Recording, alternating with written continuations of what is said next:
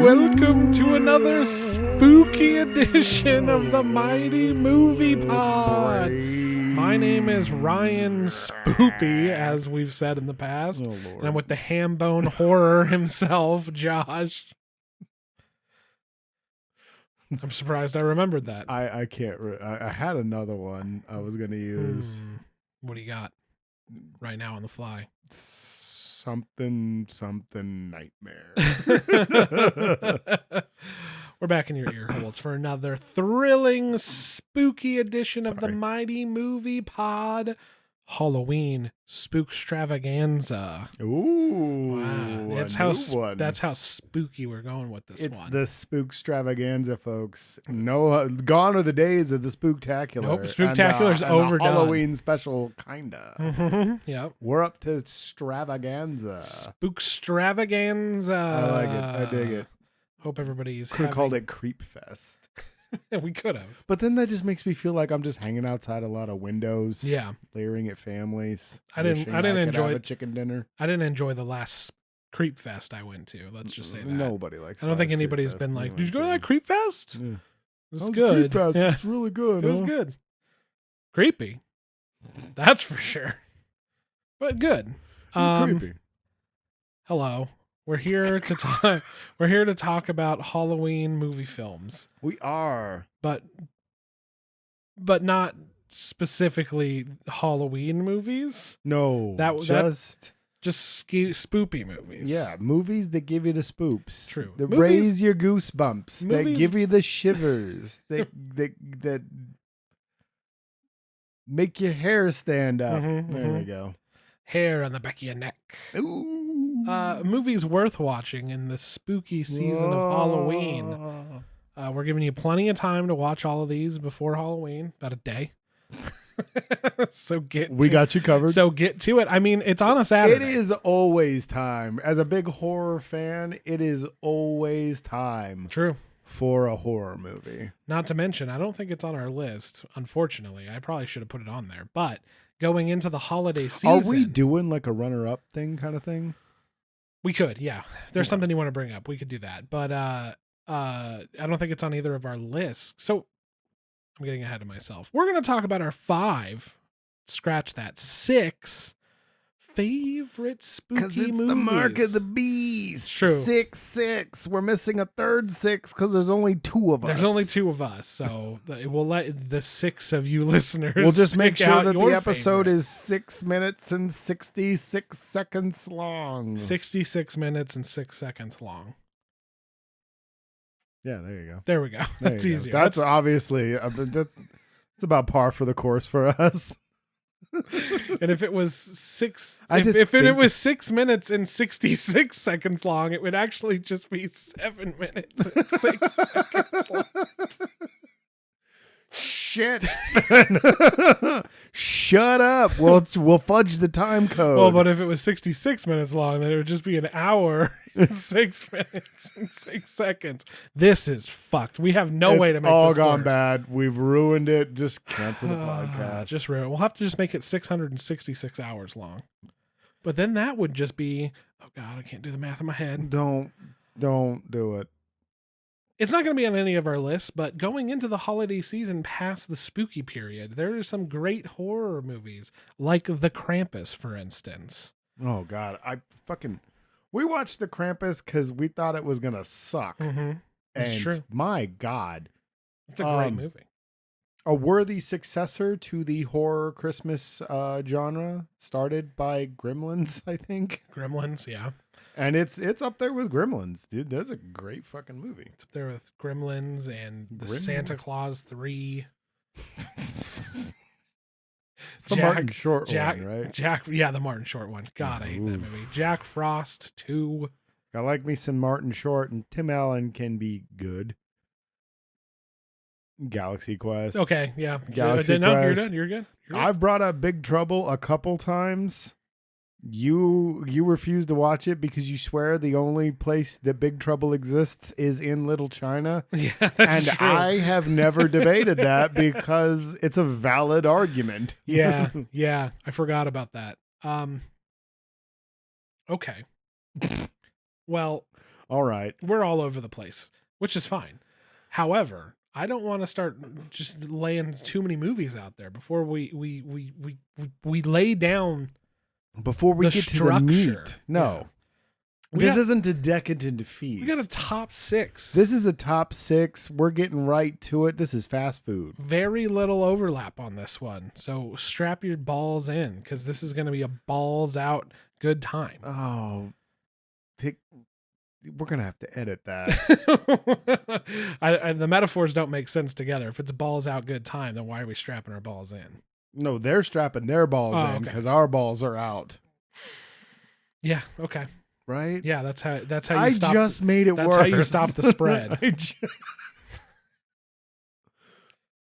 At one of my stores, they play a commercial. Not a commercial, but like it's like an annual warning. Mhm. Like they give you advice about how to, The flu like, season. hey, you got to wear the mask and Yeah. stuff. And it's every time that just helps stop the spread of the virus. And every time they say it, I do. Do you remember the old Deadpool short that Blur put together? Yeah. That was like the please let us make a Deadpool Yeah, movie. yeah, I remember. When he holds up the head and he's like, crime's the disease. Every time they do that, they go, help stop the spread of the virus. I go, the spread of the virus. It's like anytime anybody says the greater good, I have to go, the greater good. Yeah. From Hot Fuzz. Yes. Like, I don't know why this happens to me. It's probably the virus. The So spread of the virus. top 6. We're doing this. Yeah, let's get into it. There's only 2 of them. I always want to have fun. We've and been you over just- that. Time for banter is over. There's a lot to get through, Josh. got Like I a said, lot. there's not a lot of overlap. We got a lot of movies to we discuss. got a lot of shit to digest. All right, I'm going to let you go first. Josh, Why do I tell always me go your first? number 6. All right, we're getting right into it. Your number 6 best spooky movie. Number 6 would be the first horror film that I saw as a very young lad. It was on television back when they used to air whatever the hell they wanted to in the middle of the day on basic like cable. I think Yeah. I watched it on one of our local on a local station. Yeah, that makes sense. It was called, it's the cult classic Phantasm. The inspiration for Captain Phasma's armor. And I would argue a good chunk of Stranger Things. Sure. Some of the weirder elements. Yeah, I would of agree. Stranger Things for There, sure. there's one part in particular for sure. Yeah, definitely. But it was a little indie movie.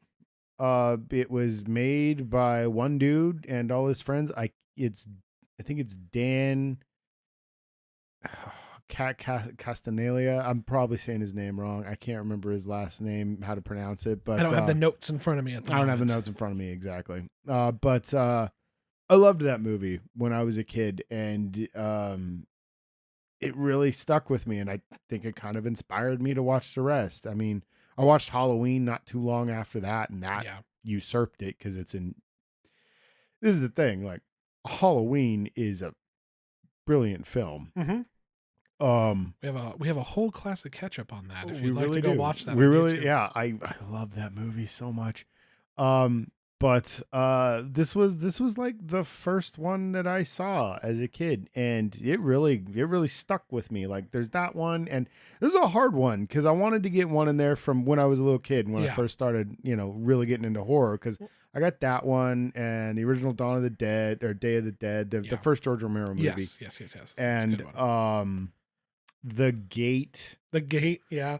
Back when Stephen Dorff was a young Canadian actor trying to make his way. I only know the concept of The Gate, but I've heard good things. Yeah, but when it all came down to it, there was something about Phantasm that really stuck with me, and it's that it's so weird. It's just such a weird movie, and it pulls from so many different genres, and it really doesn't have a coherent plot. No. At all. It's definitely within that psychedelic kind of late 70s feel to it, and I still I love it for the fact that it is a film made on such a small budget. It's that guy and like three of his friends, you know.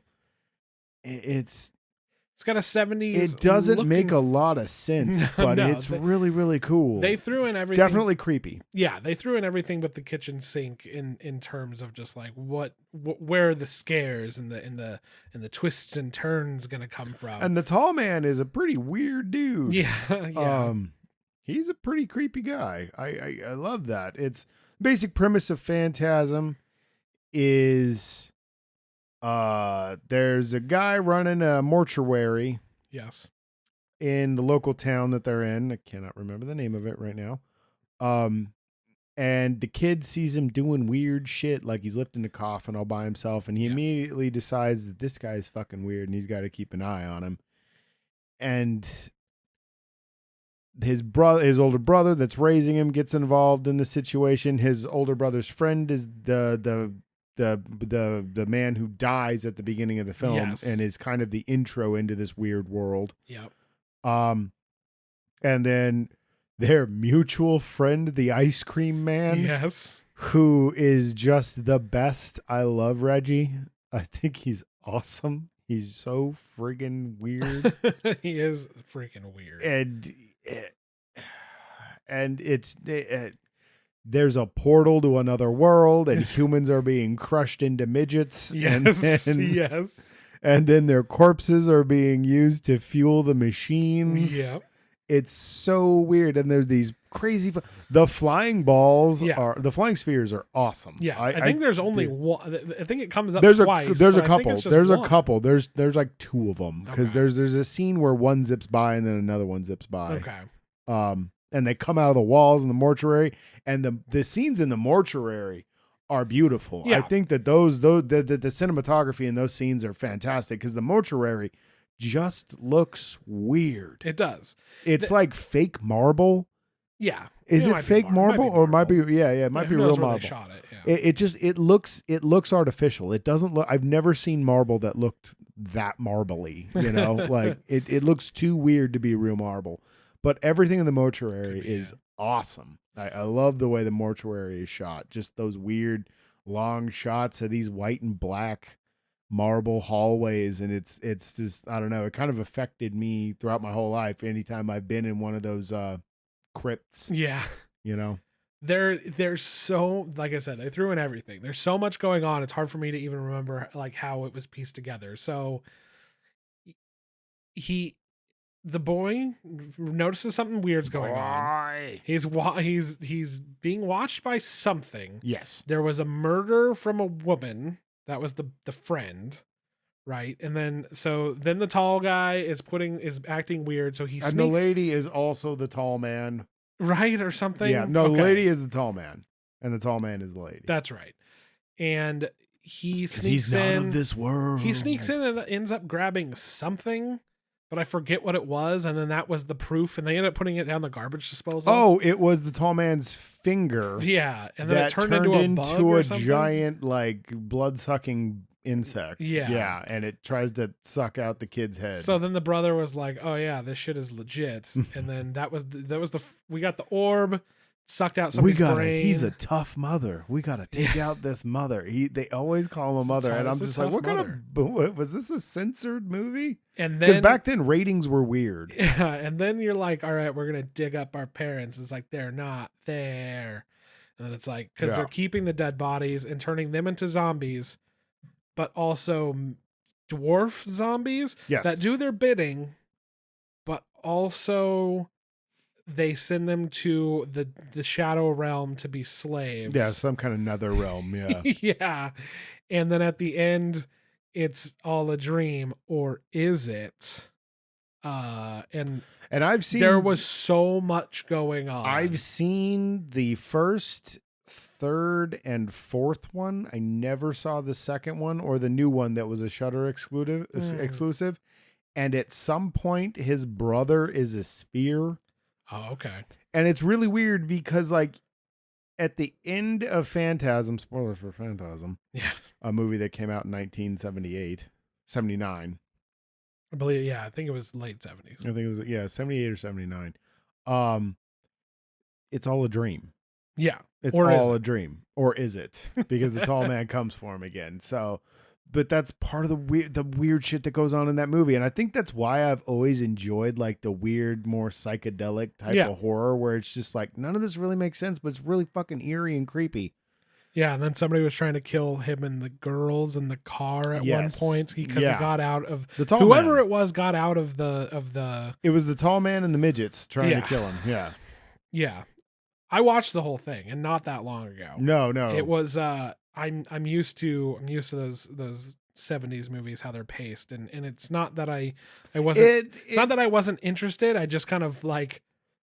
We were like, what's the next thing that we're worried about? What's the next set piece? And then, and that's the thing is it all moves in like a choppy formation. And like, I feel like that was done intentionally as I've gotten older and watched it more often and have experienced more films. I think it's supposed to feel like a bad dream the whole time. Yeah. But then the end of the film happens and you're like, oh, wait. Which, I mean, whatever. That's like being upset. Like, imagine if they didn't make a sequel to Back to the Future or something. Yeah, well, it's like the end of, I think, the first Scream, where he's still there. Doesn't he call her again or something like that? I forget how the first Scream ends. I can't remember how first Scream ends. But it's one of those ones again where like Freddy's hand comes up or whatever. Exactly. You know? It's one of those. Yeah. Which I was fine with. Yeah. The pacing's really weird. The acting is not the best, but it, like I said, it is the dude's like student film essentially, and it is like him and two of his friends making this movie. Yeah, no, and it looks good. They did a good job. I didn't hate it. I thought that it was fun. I just didn't think it was cohesive, but I do like the weirdness that all of a sudden there's like a gate to another dimension and they're turning them into dwarves, and it's like, why? It's like, because I love the sci-fi element of it. Dude. I love the sci-fi element of it a lot, dude. Because it's weird, because it's super fucking weird, man. And I'm like, yeah, that's true. Those barrels, those are fucking weird, dude. I love it. It's a vortex that pulls all the barrels in. Oh no. Get out, Reggie. There's nothing for him to grab onto. How did he escape that? I don't know. I don't remember that sequence. I just remember he was out of it, and I was like, oh, thank God. Yeah. It's a weird fucking flick, dude. Yeah. But it's, like I said, it kind of, it was my gateway into the whole genre and everything like that. And I really kind of moved up to that. I agree. As a kid, that would have been a killer. Unfortunately, I was in like The Ringu and Boogeyman and. Well, you're also like 100 years younger than me. I know. I'm saying, fortunately, I had to see all the crap. Yeah, you weren't there. Did see Scream though. So some of those slasher movies as a kid. Scream was really good because I kind of poked fun at the whole. Well, that's the thing was like Scream, the first one. Yeah. Anyway, was like that's why Scary Movie never made sense to me because of what Scream was. Scream was kind of taking the whole thing to task, the whole teen horror slasher flick, and deconstructing it and poking fun at it while being a pretty decent fucking scary movie at the same time. And then you get immediately after that, I Know What You Did Last Summer, which was just that movie. It was just a teen slasher flick. And I kind of like the first I Know What You Did Last Summer, but I think the best of that whole run is the very underappreciated The Faculty. The Faculty was good. Yeah, and that's just another Body Snatchers, which is a fucking fantastic flick anyway. The one with Donald Sutherland and Jeff Goldblum, that one's awesome. I love that movie. That was one I really struggled to figure out if I was going to put on my list or not because I love that film so much. But no, that was a weird time for horror, man. It was a good, like 10 years, 10, 12 years. Yeah, of just, like I used like to tell Japanese horror showed up and everyone was like, yo, horror's back, man. And it was great. And then the thing that they sucked, wanted to Americanize it. They wanted to Americanize it, exactly. And like oh God, so many bad movies. It's just, how many times have we seen now the little girl with wet hair, or the person with the head that's shaking It's too all fast, weird, or making weird noises and bending in ways they're not supposed to, and yeah. it's become such a trope at this point, and it's unfortunate. Like I said, it was unfortunate, Josh. I used to just tell you that inherently horror as a genre is just bad. I know, and then I'm glad that you have found a good chunk of horror that you enjoy, and they're all very good examples of the genre. Speaking of which, Josh, let's get into your number 6. Go to number 6. Halfway, more than halfway, 2/3 on our way to our satanic ritual. Okay. Are you? This Never is mind. What? Never mind. I forgot one that's on this list, and I have to. We'll bring it up as we get to it. Is it my number 6, Wolf Guy? Yeah. For one, it's called the Wolf. the Wolf Guy, not Wolf Cop. Wolf Guy, the human lycanthrope. I believe. I completely forgot about Wolf Guy. I was like, does he mean fucking Wolf Cop? No. I can't believe I forgot Wolf Guy. How could you forget about Wolf Guy? Is so awesome. It is the best. Remember his mom, sister, wife, or whoever she was. It's completely in Japanese. First of all, it's about a man, but he's a tiger or a wolf, but also there's a demon, but his wife will stop it. That's what I remember the most about Wolf Guy, but well, there was the whole military complex where they were trying to use him as a weapon. Like, this was part of a series that I don't think they ever made a first movie to, because this is obviously a sequel to something. Yeah. So a disclaimer: this was featured on Joe Bob's Drive-In, and we were just blown away. It was one of the funniest fucking things I've ever seen in my life. It was a fantastic movie.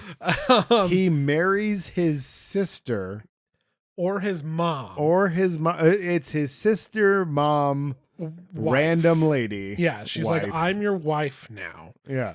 But I'm also your mother. There's like a mobster that's going after guys, and then they're just killing. It's like, oh look, they've been like clawed up. And it's like, but everybody's like, well, that's weird. And he's he's a private eye. Was he a private eye or a reporter? I don't remember. How is this on your favorites then if you don't remember? Josh, let's be real. Ryan, let's be real. I am calling into question your entire list now. They get clawed up, and then they're just like, well, that's really weird. Not a good start, Ryan. And then he goes and he threatens people. And then there's a lot of scenes that don't make any sense. And then they start blowing shit up. But and then doesn't he fight? And then he never actually turns the guy, into a werewolf. No, though. And then there's the whole part that we thought was the end of the movie where the military guy that kidnaps him injects himself with his blood, right? Something like that, becomes the wolf guy, and then they fight. At the base during his escape. And then he's healed, he's nurtured back to life by his wife. By his wife's sister mom. Yeah. And that's the actual end of the movie, where he doesn't turn into a werewolf. No, and nothing. He doesn't even. He guns like wander them off. Down. They kill everybody, and then they just wander off. Yeah, and then you have this weird like romance story that goes on in the last half of the movie, and then the military catches up with him, and then he doesn't turn into the wolf guy again. He shoots them all with machine guns. Yes. Why is this on your list, dude? I would watch that movie again in a heartbeat. I would as well. I think you should have before you talked about this. There's nothing else to talk about. It's in Japanese. Nothing he does makes any sense. The dubs are fantastic. Those they're so fantastic like 70s style dubs where It's just the most talentless friggin' voice actor. Everything he says is a stitch. And then you just get sidetracked. Doesn't he like wax philosophical about his cokehead hooker girlfriend? Yeah. That never shows up again. Yeah, she shows up and he's just like, you're a junkie. She like has syphilis or something. Yeah, that was a big point. Yeah. Yeah. She got syphilis from her pimp. Yeah, and who gave it to her. And then he's like, I can't get. That's right. He can't get syphilis because he's the human lycanthrope. He can't get syphilis and he can't fall in love because he's Wolf Guy, the human lycanthrope. Oh man, is this how your whole list? So I know this isn't how your whole list is gonna be. I hope you remember the rest of your list better than you remember this movie. Josh, you've seen it too. I don't hear you giving me a play-by-play of the whole movie. Just watch it. I can't even. Every single scene is amazing. I remember every single scene making me laugh.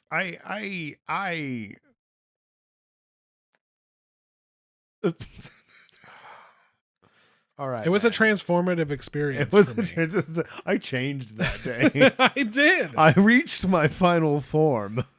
I did. I'm not going to spoil too much, but it's complete nonsense. I just remember. It was I just remember the highlights. Like people were getting clawed up by an invisible tiger. Oh yeah, they were just oh God, I forgot.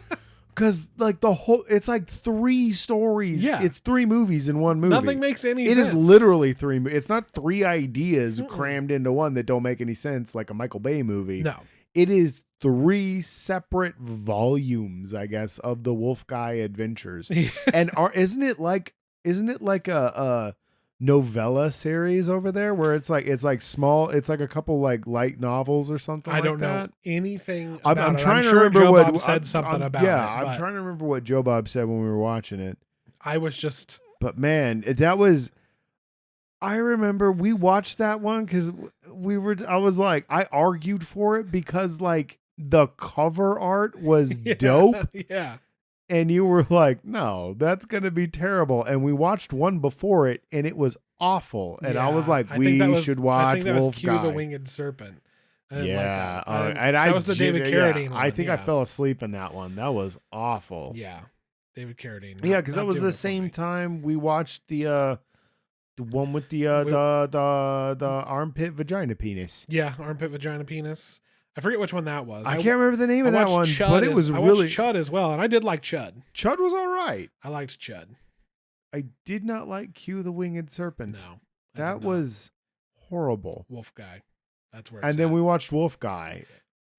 God, that was awesome. That was awesome. See, that's what I'm saying. Like, you can't remember... Oh, no. You can't remember a whole lot about it, but it's just like, I remember it being awesome, and I'm not scared to tell people to go watch it.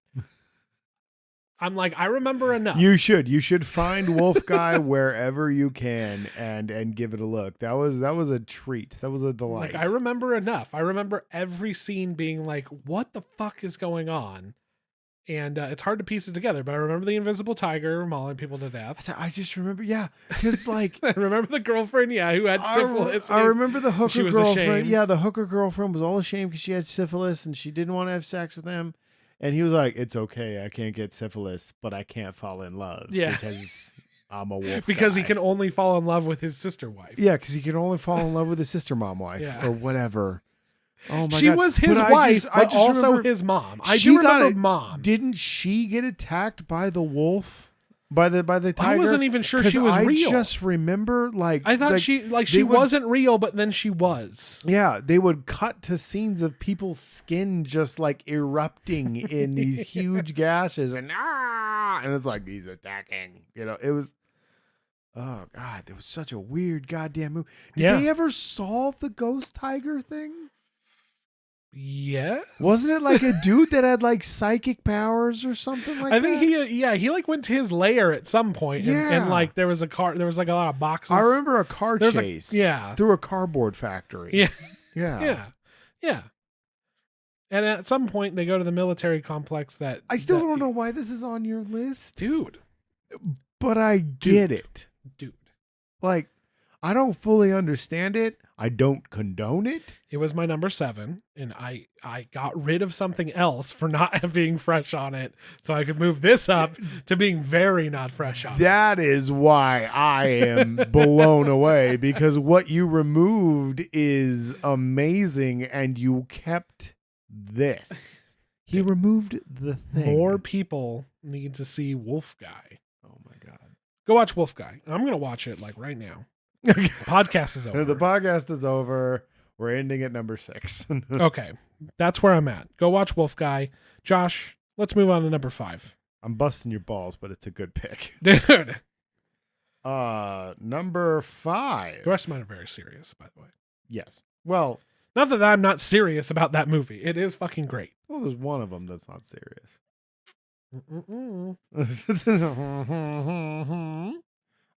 Number 5.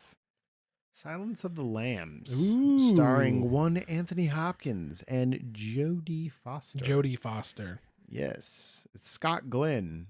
Underused in the film, but still really good presence. That movie scared the shit out of me when I first saw that.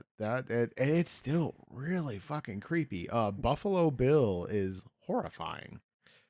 Yeah. And Anthony Hopkins is so intimidating. I just remember when she first goes to meet Lecter and the warden psychiatrist that has him locked up down there, I feel like he is the creepiest character in the film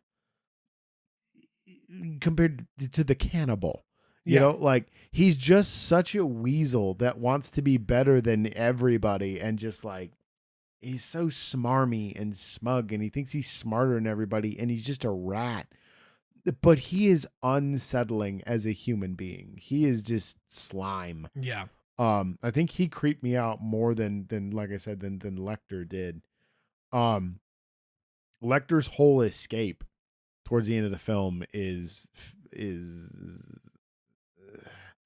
it was so preventable and so predictable. I don't remember the specifics. Doesn't he bite somebody's face? Yeah, he bites a dude's face off and then fucking throws him up in a crucifix pose. He rips off the other cop's face and wears it as the cop that got stabbed by him and gets carried out. And they think that they've got him up on the... It's such a good scene. It's so tense because they think he's just hanging out on top of the elevator. Mm-hmm. Meanwhile, they've already carted him out of the building, and it's so good, dude. And the way they enter it, the elevator is so good. It's so, and they're just like, and they're riding down with the body of the cop who's like barely alive and everything, and it's and then they realize through, I don't want to give anything away, like I don't mind spoiling Phantasm, but Silence of the Lambs is a crowning achievement, and I feel like everybody should watch it, so I don't give too much away, but they find out that he's on top of the they think he's on top of the elevator and everything. I've already spoiled it. Never mind. I'm talking about it. I'm like, I want to keep it a secret, but he gets away. Well, I mean, it's the tension of the scene that's the best part of the scene. Like, what's going on the whole time. You'd have to be a real dummy not to know what's going on the whole time.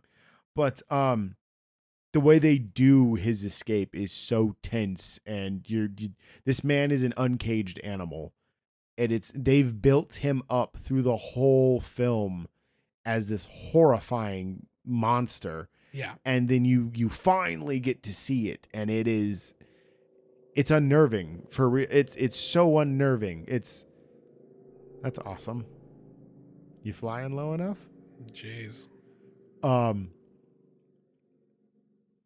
Yeah, it's such an unnerving scene that it's really, really good. It's that, and like, it's not a horror movie, but I'm gonna bring it up anyway. The Fugitive did a lot of the same stuff, and I love that film with Tommy Lee Jones and Harrison Ford. Yeah, the two kind of coincide. Like, you could almost see them existing in the same universe, as far as I'm concerned.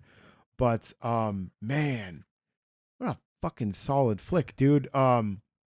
Clarice is fantastic. The whole scene where she is going through Buffalo Bill's house and she realizes who this guy is, and the night vision comes in and he's just stalking her throughout the house. Yeah. And I wonder if they really turned the lights off on Jodie Foster, that or she just plays not being able to see where she's going at all. Great. Yeah. That scene is so scary. I love that scene. Yeah, I remember that scene. I remember some stuff with Buffalo Bob. I remember a lot of the Buffalo stuff. Bob was in Joe Dirt. Buffalo Bill. Sorry, Buffalo. Yeah, I do that every time. I know, it's so funny. I had to think about it before I said it the first time. I was like, Buffalo Bill. Yeah, I do that every time. Buffalo Bill. I remember some of that stuff, and then I remember obviously her in Hannibal talking. Obviously, a lot of that shit. Yeah, that scene is wasn't she a great big fat person? Yeah. He's so fucking weird. That guy is, and obviously the classic scene. Everybody remembers. Oh yeah, everybody remembers that. Yeah. Goodbye, horses. Fucking love that movie. That guy played the captain in Monk. Oh wow. And he's great in that, and he's like such an adorable, like cranky old man in that, and he's such a sick piece of shit in this movie. That's range, man. That's fucking range. It's so good. Yeah, character actors are rad. I love that fucking movie, man. I'll have to revisit that one if I'd put it on. If you'd put it on the list, we said we were. I brought up the idea of doing 6. Yeah. For the shitty Halloween joke. 666. Yeah. Well, we should have done that. We'd have been here for days. Should have. God, that's too long. That's too much. Too much. I don't think I've even seen 600. I probably have. I haven't. Jesus. I just probably don't remember most of them. Just talk about Wolf Guy 66 times. What do you do for the other 600? What? Scream 1, 2, 3, and 4. All of the scary movies, which I probably have seen. Yeah, dude, I behoove you to go and watch that again, dude. Yeah. It is still just as good, and I think it's free right now on Amazon Prime. Nice. Yeah, dude. It's a fucking great movie, dude. It starts creepy and it just gets more. It's one of those ones where it escalates, but it doesn't get ridiculous ever. Yeah. It's just every setup. It's one of those ones that every setup has a payoff. Like they build Hannibal up as this horrible monster, and he just seems kind of creepy and weird. Like he's a cannibal and he's a freak and all that, and then, like I said, once he gets his opportunity, you get to see what a horrible monster this is. Yeah. And the thing I love the most is the final conflict isn't even with him. It's so great. The movie Hannibal, the sequel they did to this, is a steaming pile of shit. Don't watch it. It's horrible. Is it Red Dragon also a Hannibal Red movie? Dragon is a remake of the Manhunter film, which was the very first one. That was done with I can't think of the guy's name, but he was on CSI. He was the guy in charge. He was also in To Live and Die in LA. He's a great actor. But Manhunter is a Michael Mann film, and it is one of the most Michael Mann movies ever. It's beautiful. Great film. I love Manhunter. Manhunter. Brian Cox plays Lecter in that one, and he does a totally different take on the character, and it's really good. And then and then Red Dragon is Anthony Hopkins again, and what's it? Edward Norton. Yeah. In the role of the guy from CSI whose name I'm fucking spacing on right now, and I feel really bad about that. I actually like Red Dragon a bit more, and I think that's controversial. Ray Fiennes plays the villain in that film. He's great. They're both awesome films, but for some odd reason, Red Dragon works for me a little better. I think it's because I like Edward Norton's performance so much. Yeah, I like Edward Norton. Yeah. I like Edward Norton a whole lot. Manhunter is a must watch. Red Dragon, I think, is a must watch. And Hannibal, Silence, check it out. the Silence of the Lambs is obviously a must watch. It's the first. It's so good. Hannibal Rising, take that, throw it in a fire pit and watch it burn. That movie's fucking awful. Hannibal is like the B movie we're trying to hold on to the rights by making a sequel or some shit. That movie is insane. Although I want to say it's Ray Liotta. I don't remember if it's Ray Liotta. This dude gets his brain eaten right out of the skull. Right out of his skull. Yeah. It is so terrible. You get to watch Gary Oldman ham it up as like a burn victim. Like, it's such a weird. It's not his best role. No, his best role is in Twinkle Toes. Twinkle Toes, where he plays a midget, where they hid half his body in a couch. God, that fucking movie. It was a role of a lifetime. The role of the life. They touted Gary Oldman in the role of his life. In the role of a lifetime. Jesus Christ. I'm sure that's a movie that everyone involved Peter Dinklage is in that goddamn movie. And I'm sure he's just like, no, man. He's done a lot of stuff, though. Yeah, and Peter Dinklage is awesome. He's in everything. Yeah. You just got to go back before you really he was do. Peter Dinklage. There's Knights of Badassdom. Everything. Yeah. Dude, hell yeah. That's the one with Summer Glau, right? Yeah. She's the cool chick in the neighborhood that plays the LARP with everybody. Yeah. And then, I forgot we watched. And then a demon possesses her. See, I forgot we watched the Knights of Badassdom.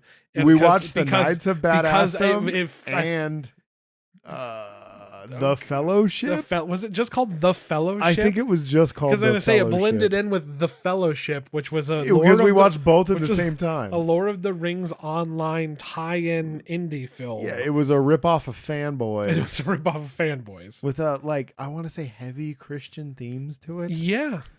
Like I think that was like supposed to be a cool Christian movie, and it wasn't. Yeah, but why would you tie that in with Lord of the Rings fandom? Well, because the Lord of the Rings series is very allegorical, Christian allegorical. See, but they hate the Harry Potters because of the magic and the elves. Yeah, don't get me started on that. It's fucking stupid. Anyway. But yeah, dude, Silence of the Lambs, please watch it.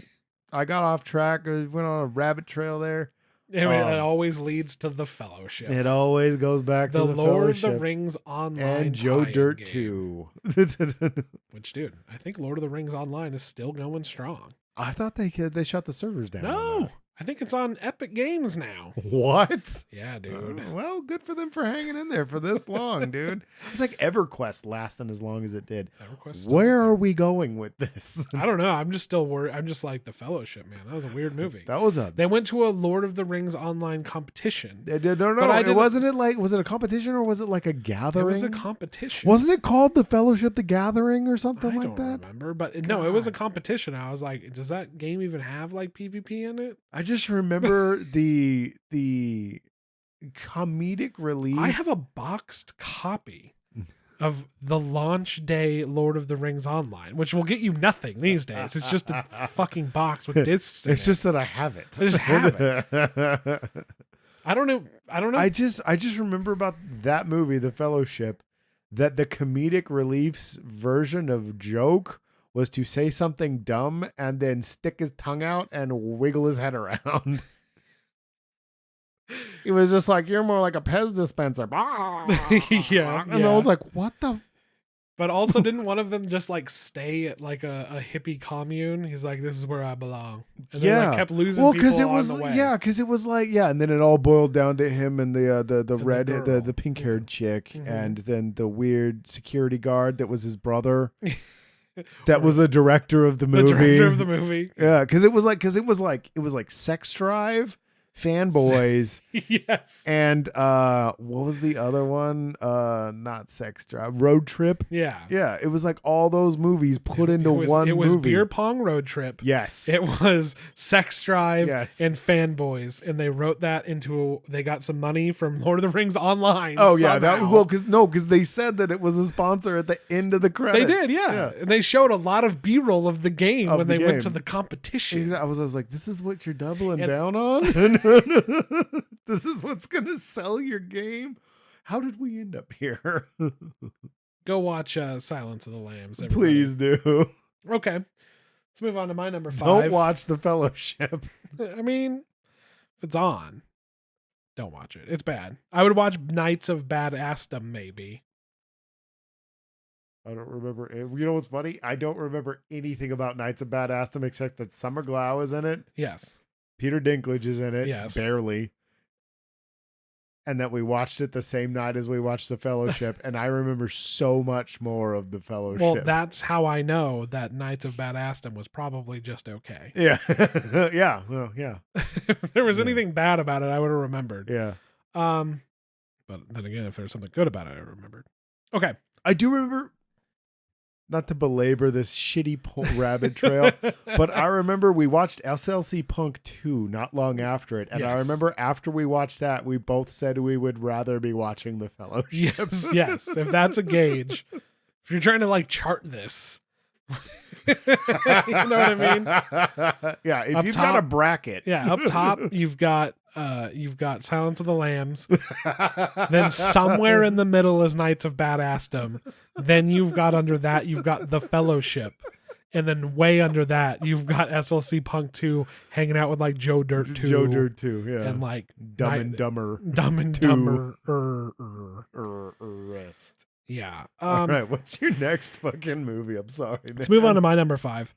I am going to go for my number 5, Josh. My number 5 is going to be A Quiet Place. Ooh, an excellent choice. And you know what's going to be so exciting talking about A Quiet Place? Is we're actually going to review the movie.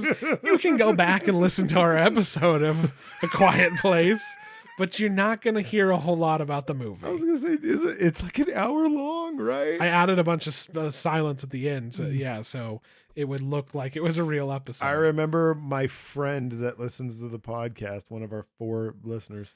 6 listeners, Josh. They're doing the third 6. Oh, God damn it. That was the third. Oh, it was there all the time. It was there the whole time. She texted me after we did that episode and was like, so are you guys actually going to do a real fucking review of A Quiet Place? And I said, we did. We did. And she said, you're a dick or something like that. I can't remember. Oh, man. She was so mad. A Quiet Place. What can I say about A Quiet Place, Josh? Other than, number 1. It's a triumph of Semina. You heard it here. It's a triumph of Semina. I say words weird. Number 1, it establishes its rules very well. Yes. It only deviates from them from time to time. Most of the time. From time to time. Most of the time. From time to time. Most of the time. Number 2, false jump scares or for a movie that's like it's going to be quiet all the time. The opportunity to do jump scares is like it's out there for everybody, and they resist. 1 or 2, and they're not even really one false. One is a false. Yeah. And then the rest are genuine, but they're earned. Yeah, agreed. It's not just there because they can't scare you, because Jesus Christ, can they create a tense situation in that. John Krasinski, first time I saw him do anything more dramatic. Yeah. And directorial debut, right? Also true, yes. Written by him and Emily Blunt, right? I believe so. I'm not sure if she helped write it, but he definitely was one of the main writers. Yeah, I was very impressed by that movie. I liked it a whole lot. Great performances. The kids did okay. I liked the kids because they didn't annoy the shit out of me. Even the more precocious son. Yep. I thought that he was going to be the real killer for the movie, and he wasn't. I actually found his character great. I liked the bit of emotional human bonding moments that we got, like when he tells him to be quiet and he takes him to that waterfall, and Yeah. it's like the first time he's probably heard his dad's voice in God knows how long. Yeah, it's been a while. Yeah, you got some moments. You got your classic setups and payoffs and stuff like that. Some of them are Yeah. a little better than others. The nail, a little on, mostly because I don't like watching it. And second of all, Yeah, it's a bit of a stretch. the ending is a bit goofy, but Yeah. I really liked it. We would have seen a second by now if Yeah, the world wasn't a piece of shit. I know. I wish they would put that one out on digital because, Yeah. like, I mean, what's that holding up? Because I'd You love know? to see where the world was at that point. But, Yeah, well, because I liked the beginning of it because you were gonna get how it started. yes. I really thought that was gonna be interesting. I wanted to see how this all began because in the movie you're just smack in the middle of it. Yeah, good performances. The rules were fine. I liked that. It's where you get the tension from, and they were Yeah. really good at setting that tension up. Good creature design too. I liked the way the monsters looked. Agreed. Yeah, just little things here and there that they threw in, like they'll go and start a fire, and you'll see other fires. Like some people are out there trying to make it work. Come against that old guy who's like, I'm gonna fucking scream and try to kill myself, and it's a big to do. Yeah. Overall, it was just like watching them try to overcome this challenge Yeah. that seems like fuck. Yeah. I don't know if this is ever gonna work. Yeah. It was really, really good. Yeah, like you said, the ending with the fireworks and all that jazz. It's kind of They're like, all right, it's over. Yeah, I was gonna say there's kind of a point where it's just like, fuck it. Yeah, fuck it. Let's just get this over with. Yeah. Yeah. Yeah, it was I had a good time. I would have thought like I said, a movie where this concept, I can just see it being an awful movie going experience. Terrible. And also in the jump scare department could have been fucking false jump scare department could have been fucking horrible. I had an awesome time at the theater. Yes. I think it was a good experience. Everybody's having a good time. Everybody's nice and spooked. And I was just kind of like, the logic never made me go like, this is retarded. So there we go again. And we got our balls out. Saying the R word. You said midget like 3 times. Oh god damn it. I said dwarf like a good little boy. Yeah, you said dwarf like a good man. I'm not editing either of these out. Yeah, and it was good. And I just was like, I'm a little spooked. I'm a little spooked. That movie was way better than I thought it was gonna be. It was a good time. That was one of those ones that's a surprise, and I love seeing a movie where I'm like, this will be a good goofy time. I'll have a laugh or whatever, how dumb it is. And then I was like, yo, dude, that was genuinely good. There's a lot of contemporary horror films on my list, Josh, and yes. And while we do get the next Annabelle and the next The Conjuring yeah, and Paranormal which are the Activities, same movie, yeah, and all those things, there are still newer ones coming, like other smaller movies. These newer original ones that haven't had the chance to ruin their ideas have been very, very good. Yep. And that's my number 5, son. That's a great one, dude. Yeah, I really liked that movie. I really liked it. Excellent pick. What's funny is we both really liked it and then just chose. We thought the joke was funnier and better than just talking about the movie. The joke so I'm was glad we got to talk about good. it. Yeah, I just remember us sitting in the office in the old apartment, in Studio 3, just like crinkling up like a bag of chips that I had eaten, and then like clinking our beer glass, and then be like, that was so funny. I still think it's a good joke. The joke still plays. I agree.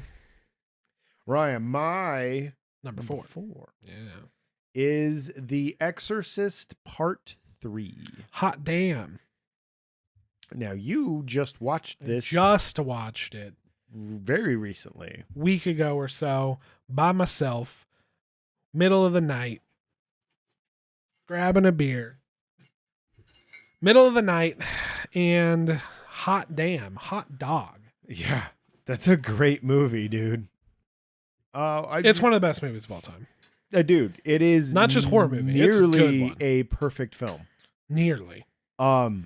There's so much that happens in that movie. I love I think it's Brad Dourif's performance as the Alphabet Killer. Was that what he was? Zodiac. Or not the Zodiac. Not Zodiac.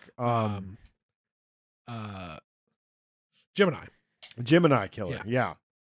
He is truly terrifying. Yep. I like the way that it ties in with the first one. It kind of says fuck you to the second one because the second one is a pile of shit. Yeah. Pazuzu. I was possessed by a demon. Don't worry, he's gone now. God. It really ties up the plot of the first one while it works completely standalone as well. It really is a great standalone. I was just gonna say, like, it helps to have the knowledge of what happened in the first film. Sure. But you can watch it. Yeah, they do it so well. There's not like this. There's not a whole lot to say about the shitty exposition dump that happens. It's all played out throughout the plot of the third film. Like, you understand that this is the cop that was there in the first film. Like, he saw some shit and it's fucked him up. You understand that he knows this guy and where he knows him from. He knows the priest. You know, that there was some shit that went down. They were apparently pretty tight at one point. That's another one that has some really good human moments. I love him and the old priest that are his friends, and they have this great little dialogues. Back and forth between each other. These taking pot shots at each other the whole time. The scene that scares the shit out of me the most, though, is just that long single shot of the hallway, and then out of nowhere comes that fucking nurse with the huge fucking big fuck off spring loaded the spreader or whatever. Yeah. God, dude, because it comes out of nowhere. It's just business as usual, and then she thinks she hears something. That's the thing is they hold on it so long that I was like, they got me. Nothing's gonna happen. Yeah. Like, that is a proper jump scare. Yes. You will never see its like again. The quick zoom, little sting, perfect. I think that the ending is where it kind of falls apart because it's a little, it's pretty over the fucking top. Yeah, but still, it was really fucking horrifying. It gives both of them a chance to do their hell thing. opens up in that cell. It's horrifying. So good. George C. Scott, right? George C. Scott. Yeah. I always want to say George. Ebenezer Scrooge. Yes, Ebenezer Scrooge. Patton. Fantastic film as well. Both excellent films. No, this is the first. I'm not a big George C. Scott fan. This is the first time I ever really, really loved him in a film. I thought he was awesome in this movie. Really good. It all the whole I like that the demon toys with him the whole time. What were you going to say? The whole movie hangs on his performance. Oh, it does. Because it is all him. He's just... It's him and I would say Brad Dourif as well. Because those scenes in the cell where he's interrogating him and he's just going on being rants. Insane. And the fact that he keeps subtly slipping into being the demon while being still the human monster. Yeah. And then you get those flashes of him being the priest instead, and it's the priest isn't even really there, and it's such a trip fest. It's so good. Yep. The catatonic are easy to possess. So that's their whole thing. So I just love the procedural of like, what the fuck's going on? And you find out that because it's essentially more of a murder mystery. Yes, exactly. Well, they had it's a lot like they had leaked misinformation to the press. So they knew when there was copycat murderers, and this was the original MO of the Gemini killer. So they knew something fucking weird was going on. And it feels like they were just torturing him. And Yeah, and then you finally there's like some red herrings going on. There's a lot of red herrings that that go weird on. Nurse Ratchet type lady who is Yeah, always that just whole really weird. That whole like, well, One Flew Over the Cuckoo's Nest Yeah. that's going on upstairs is bizarre. Yeah, it's one unsettling. doctor. It's unsettling on its own. I think it gets a little over the top when the old lady's crawling across yeah, they go a little. It's kind of like, remember this, Mhm. It is a little like, you don't need to do that. But because the whole sanitarium wing is sanitarium / old folks home Yeah. is really creepy and weird enough as it is. Especially the nice old lady that he befriends. Yeah. That's suffering from Alzheimer's. Yeah. Which is unsettling enough on its own, but like there's the radio that doesn't exist. The radio that doesn't exist. The way she talks to him, it's like you feel really bad for her, and you can see the degradation. Everything sucks. It's so good, yeah. Just that's the thing. You're looking through a guy who's just like everything sucks, and they do a very, very good job of making me be like, yeah, everything sucks. It is a bleak movie. Like, watch something that's gonna warm your heart or make you chuckle afterwards. Because this movie will ruin. This movie will ruin your day if you watch it on its own. But it is a great film because that is the point of the movie. He is an old jaded cop, and he's been at this for so long. He's only seen the worst in humanity, and you watch that breakdown throughout the film. Everything sucks, and he's constantly proved right. Yeah, he's never wrong. That's what's so sad is like you want him to be wrong just once because he wants to be wrong just once, and he's never wrong, and it's so sad. But but like that's the point of the movie is just like this dude has seen the worst, and it's never getting better for him. And then when it finally does, it's a bittersweet. It's oh man, yeah. I think when it comes to the ending, the only thing that goes a little far is the fact that they like reshot and added a character in there. Yes. But I think if he had just walked in, it was funny because when he first walked in, I was just like, just shoot him. But then if you imagine that is actually all they did. Yeah. I kind of like that. Like, that he's there was flexing his muscle a bit, and he's just like, yeah, everything sucks. Look, this shit sucks. Yeah, like, look what happened. Yeah, look God what damn happened. it. But then the whole the exorcism, and then he shoots him. Like, I think he should have overcome that himself. Yeah, I think adding that character did nothing. No, just the random fucking warrior priest. Yeah. I did like the moment that the father from the first film is just like, just do it. It's wanting that release, and that's where the bittersweet comes in. I think where it's good but it's bad. It's really fucking good. Yeah, it's great. It's paced very well. It's long and boring, and I love it.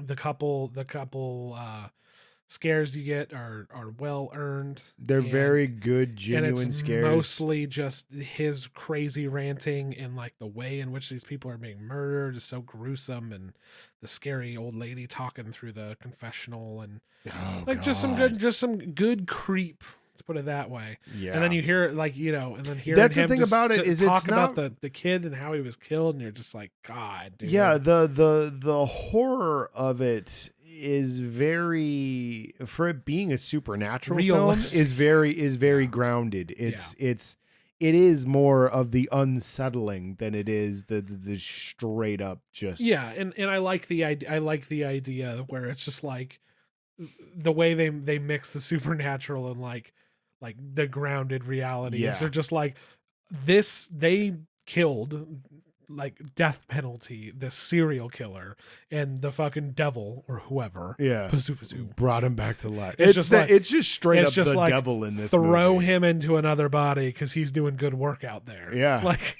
It's like, but also he's a demon now, so Yeah. he can be even more of a fuck. Yeah.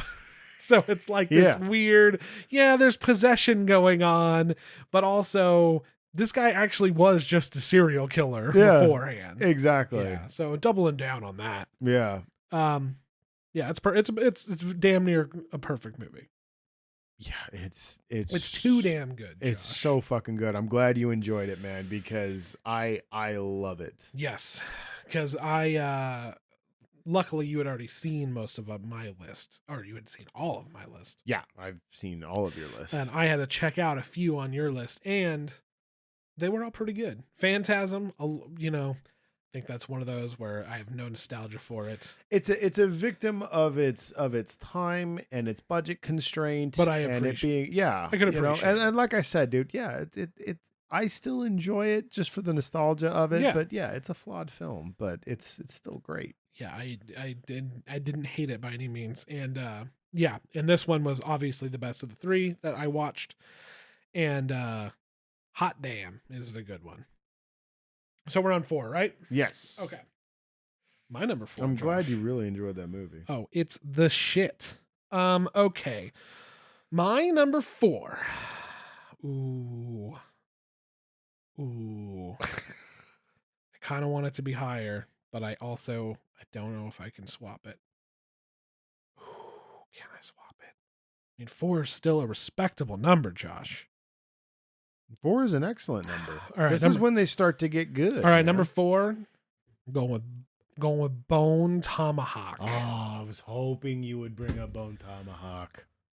I watched that. Bone Tomahawk was hard not to include on my list. I agonized over we would have had 3 cannibal movies on this fucking podcast. Right? If that were the case. Know, right? Now we're only at 3. Wait a minute. Yeah, we're still at 3. No, you would have had 3. I would have had 3.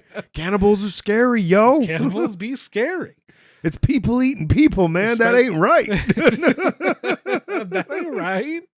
Bone Tomahawk. It is a slow-paced horror cannibal western. I love that it's a period film. Yeah. That is honestly the biggest thing for me. I love it when horror isn't done in like the Victorian era or medieval era.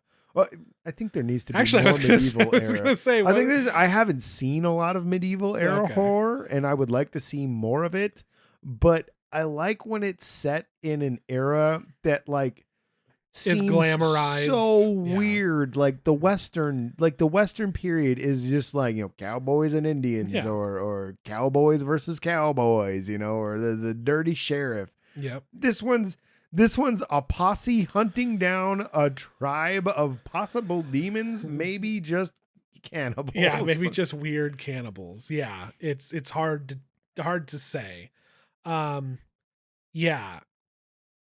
So it opens with the man, I forget his fucking name, the clown from House of 1,000 Corpses. Yeah. Which I'm like, oh my God, he's not sticking it up. I saw another thing where he played a cop. Yeah. And he was really good in it. Yeah, I was going to say, he wasn't sticking it up in a fucking Rob Zombie movie. Yeah.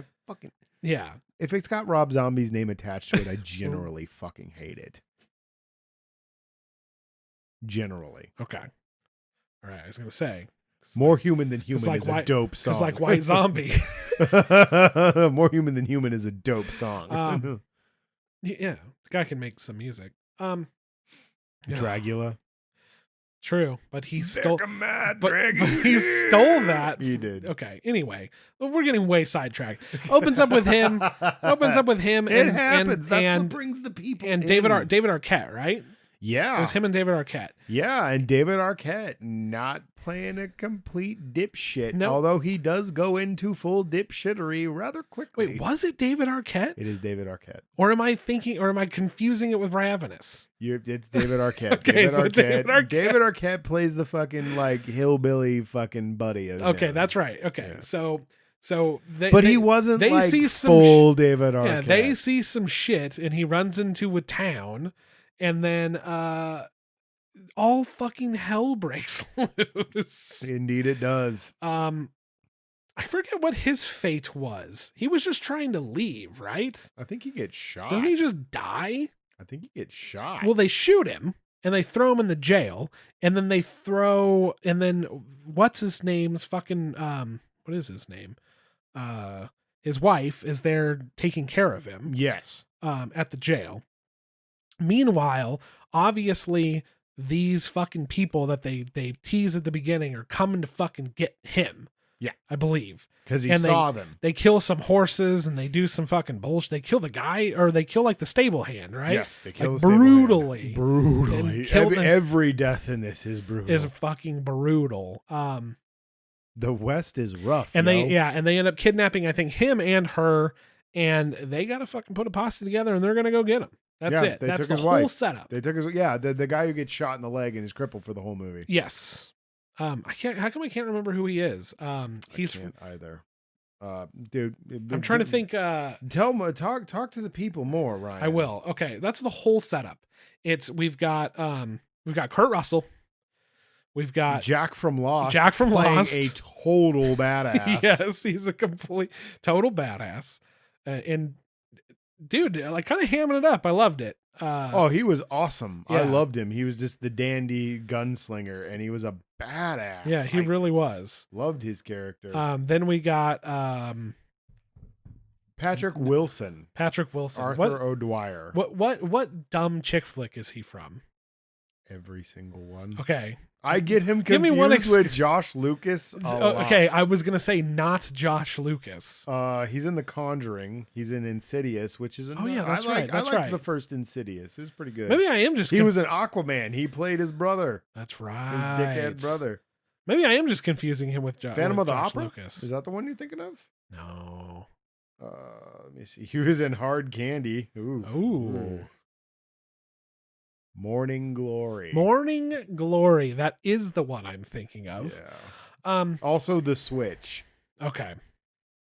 I was thinking Morning Glory. Yeah, I figured you were. Because I talk about how much I hate that movie a lot. That movie's fucking terrible. That's when like Harrison Ford had to have been super glad that they were bringing Star Wars back. Or Blade Runner, or anything where he didn't have to do Morning Glory. I'd say Blade Runner. He seemed more enthused about it. I mean, he recommended Ryan Gosling for it. He was like, yo, this is dope. I want to be a part of this. And I feel like he did Star Wars just because he wanted to get paid. No, he did a good job. Oh, he was awesome in it. He was the best part of all three of those movies. Anyway. Aside from Kylo. Anyway, well, I know I was just like, was he even in the second one? He wasn't. No. But his dice were though. He was there in spirit. Was it Nick Nolte? Who else was in that posse? No, it's I'm missing one guy. We're just spies. Oh. Played the old man. Was it? Yes. It was Rylance? I think it was Rylance, dude. Hang on, we're talking find my egg and you'll get $1 gazillion bajillion dollars. No. Richard Jenkins, my bad. Okay. My bad. They have a similar aesthetic. True. And they're just like, everything sucks. My egg. Find my egg from Ready Player One. Right over my head for a second. I was like, the fuck is he talking about? I'm talking about Bridge of Spies. He's talking about eggs. Egg, and I'll give you $1 gajillion bazillion dollars. That went right over my head. That's embarrassing. All right. God. Okay. Terrible movie. I was padding for time.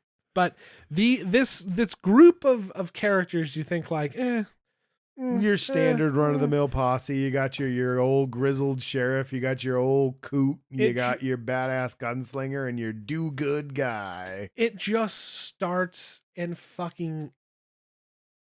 It starts with everything sucks. It's the fucking it's old timey Western. Everything is so dirty. A little injury, you're fucked. Oh yeah. And they were gonna have to. Didn't they cut his leg off? Yeah. You're waiting. I think they did.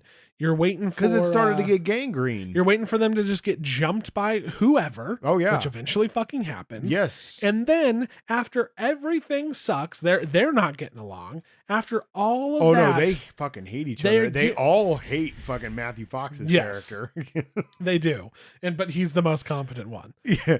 He's the only one that's out there. He's like, I've been killing engines for goddamn Kurt Russell is just there to like mediate, basically. Yeah. Well, he's a sheriff. He's good at being the sheriff character. And that's what I mean. It's the stereotype Western posse. You got the badass gunslinger who's a dick. Yeah. You got the do-gooder who's been hurt.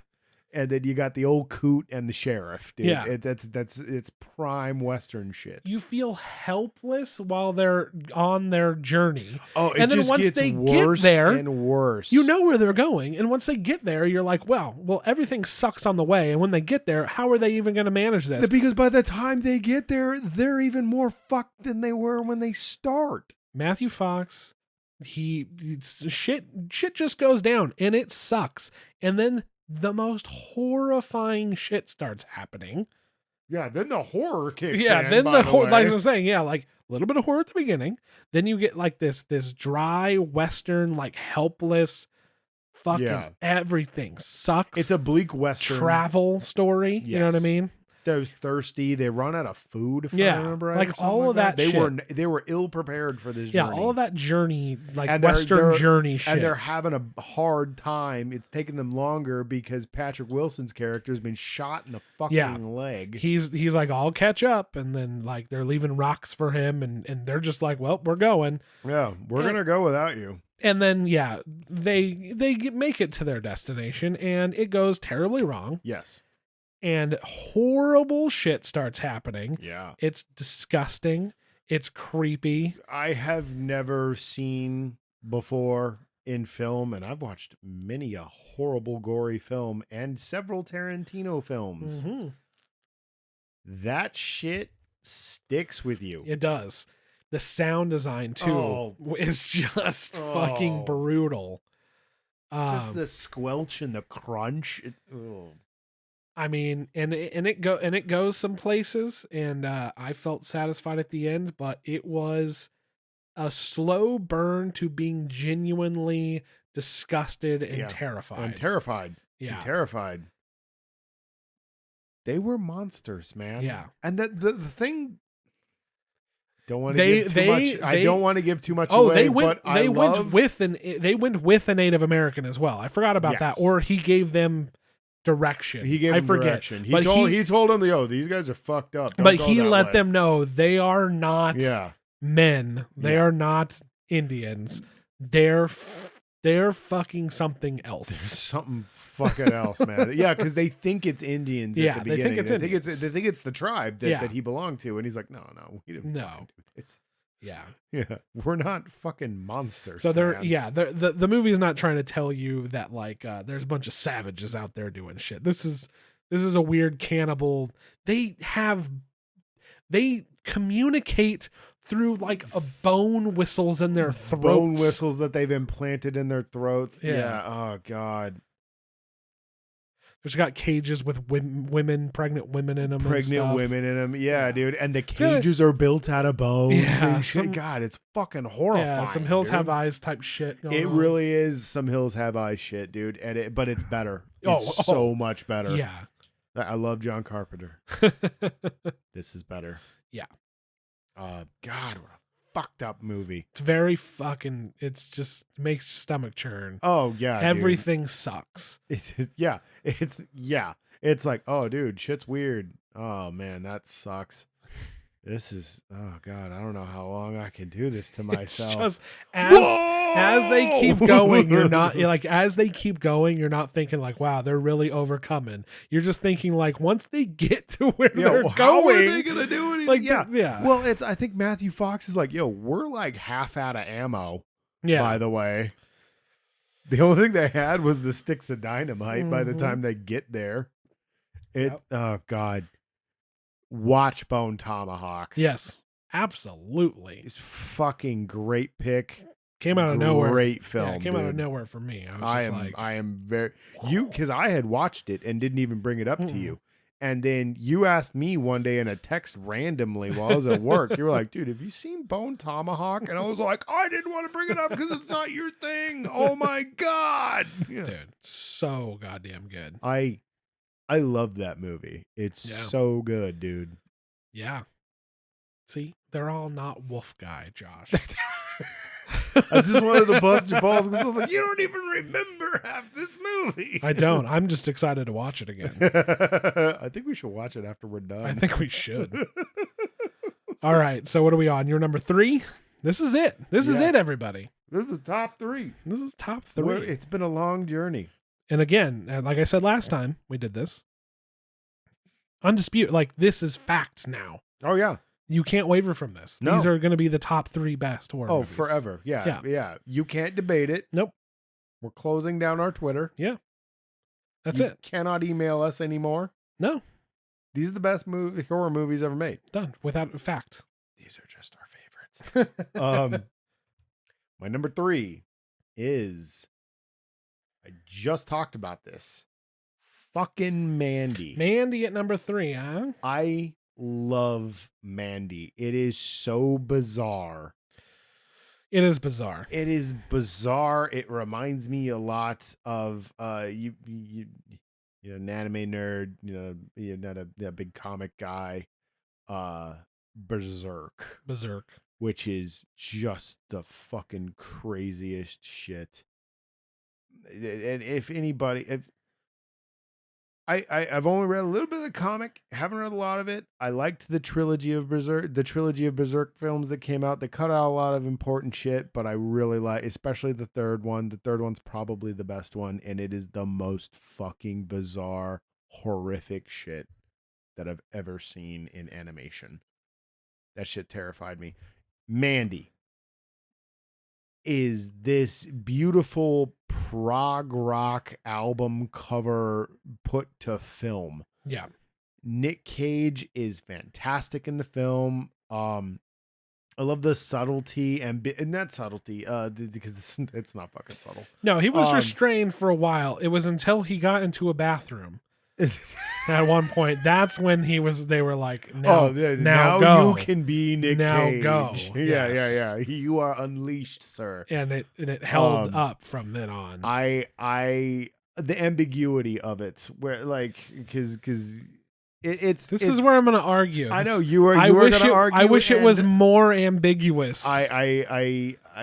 Because in my mind, I'm gonna hear you out on this. In my mind, I think that talking about spooky movies. My chair just freaked out. Oh my God, he touched the divot box and my dog barked. So no, I'm all cross-eyed. I'm so spooked. I got the asthma. I've got asthma. Yeah, dude. I went to a haunted house. Asthma. Ghosts are real. So you damn ghosts. So here's the thing. I wish they would have kept it more ambiguous because I feel like they went out of their way to prove that like everything was kind of just a drug-fueled fucking nightmare. Yeah. I get what you're saying. Yeah, because it's just like, yo, dude, like PCP is real, man. Yeah, dude, the LSD they're taking is like that jar of shit. Yeah. Like but also that's so fucking weird. Yeah. The whole fact that they just came with that whistle and then they give him the jug and he's just like, and it's remember how much Nick Cage fucking took of it, and then they were just like gulping it down, and then they took that kid, or the fatty or whatever, yeah. They took the fatty, and then I'm assuming that they ate him. I guess, yeah. That's the thing, and I'm just like, I don't know if some bad LSD is gonna do that. So that's where some ambiguity with them. However, I think like, well, obviously the main guy was fucking deranged. Oh yeah. But the fact that like he goes also.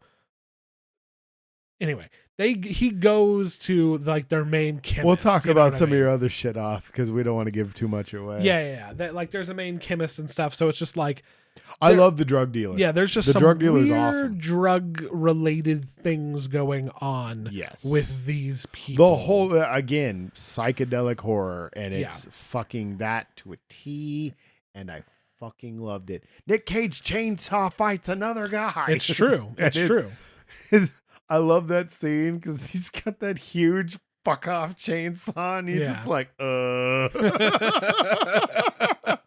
Good bits of comedy thrown in there. Yeah. It's good cheese thrown in with like some really good filmmaking. Yeah. It's so good. I love it. I love the cult leader's drug fueled I'm the best. Listen to my shitty fucking album that everybody hated, and she laughs at him. And you've got, they did a lot of cool, like superimposing her face on top of his face. And I love the animation, the animated bits that are in it. They're great. I love that the very final shot of the film is so crazy. Yeah, it's crazy. Linus Roach is fantastic as that fucking cult leader. He is so genuinely disturbed and just drunk on his own power. Agreed. Essentially, he's a sorcerer. What we're supposed to gather is he's some kind of fucking dark wizard. Yes. Like, and I like that the film escalates that mythos as it goes. Because like when you first meet him, he's just a Charles Manson fucking ripoff, and as the film goes along, it becomes more mystical. Like you're saying, once the bathroom happens. Yes. Once he starts he starts chugging vodka. Yes. That's what I'm saying. Like once it goes off the rail. I loved that part where he's just like he's pouring it on his wounds and then just chugging it. Yeah. Like I'm just like, oh, thank God that's water. And then it's a little more subdued when he's talking. Or did Nick Cage demand that it be real vodka? Real vodka. God. I mean, he could do that if he wanted to. I'm sure it was water, but maybe it was half and half. He bought a shark, man. He says, I want to chug pure vodka. He gets pure fucking vodka. It's true. It helps him get in the zone. This ain't no Kirkland brand shit. No, this is Pop-Pop, dude. It's Grey Goose. It was in a plastic jug. It wasn't a plastic jug.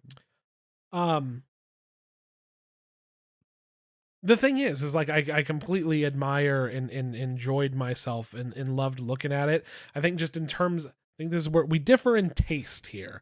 I would have liked it be like way too ambiguous, like to where no I get it. No, I get what like you mean, where it's like you were just like they tried to ground it a little bit. Because I found myself getting kind of like disappointed with the grounding of it, but then he chugs the shit and it's just like possessed of a new strength, but still the same dude. It's like he was awakened through hell or some shit like that.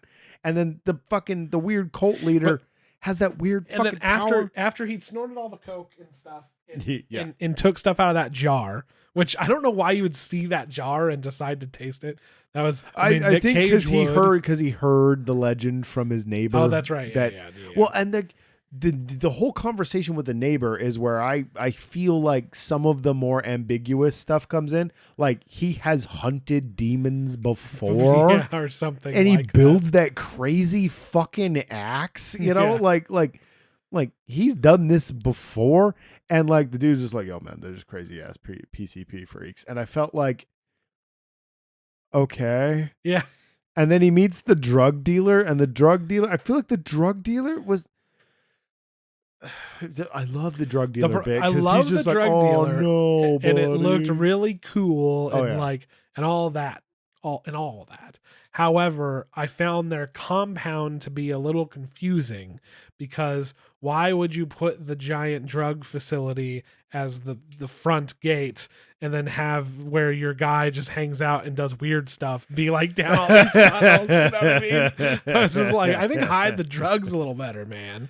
Yeah. But that's the nittiest of picks. Well, and then you've got like the blood that comes out of them is pure black. They don't speak any language. Yeah, well, he nails one through the neck and then still has to go and fight him and stuff. Like, that shit was weird. I agree with that. So I'm saying that I just say they're not demons. I'll say that. But I don't know what's going on. Some kind of mutant. Right? I'll take mutant. But he's just like, they were in pain. They fucking loved it. And I'm just like, I don't know what's happening. But they did summon them with a whistle. They did summon them with a demon whistle.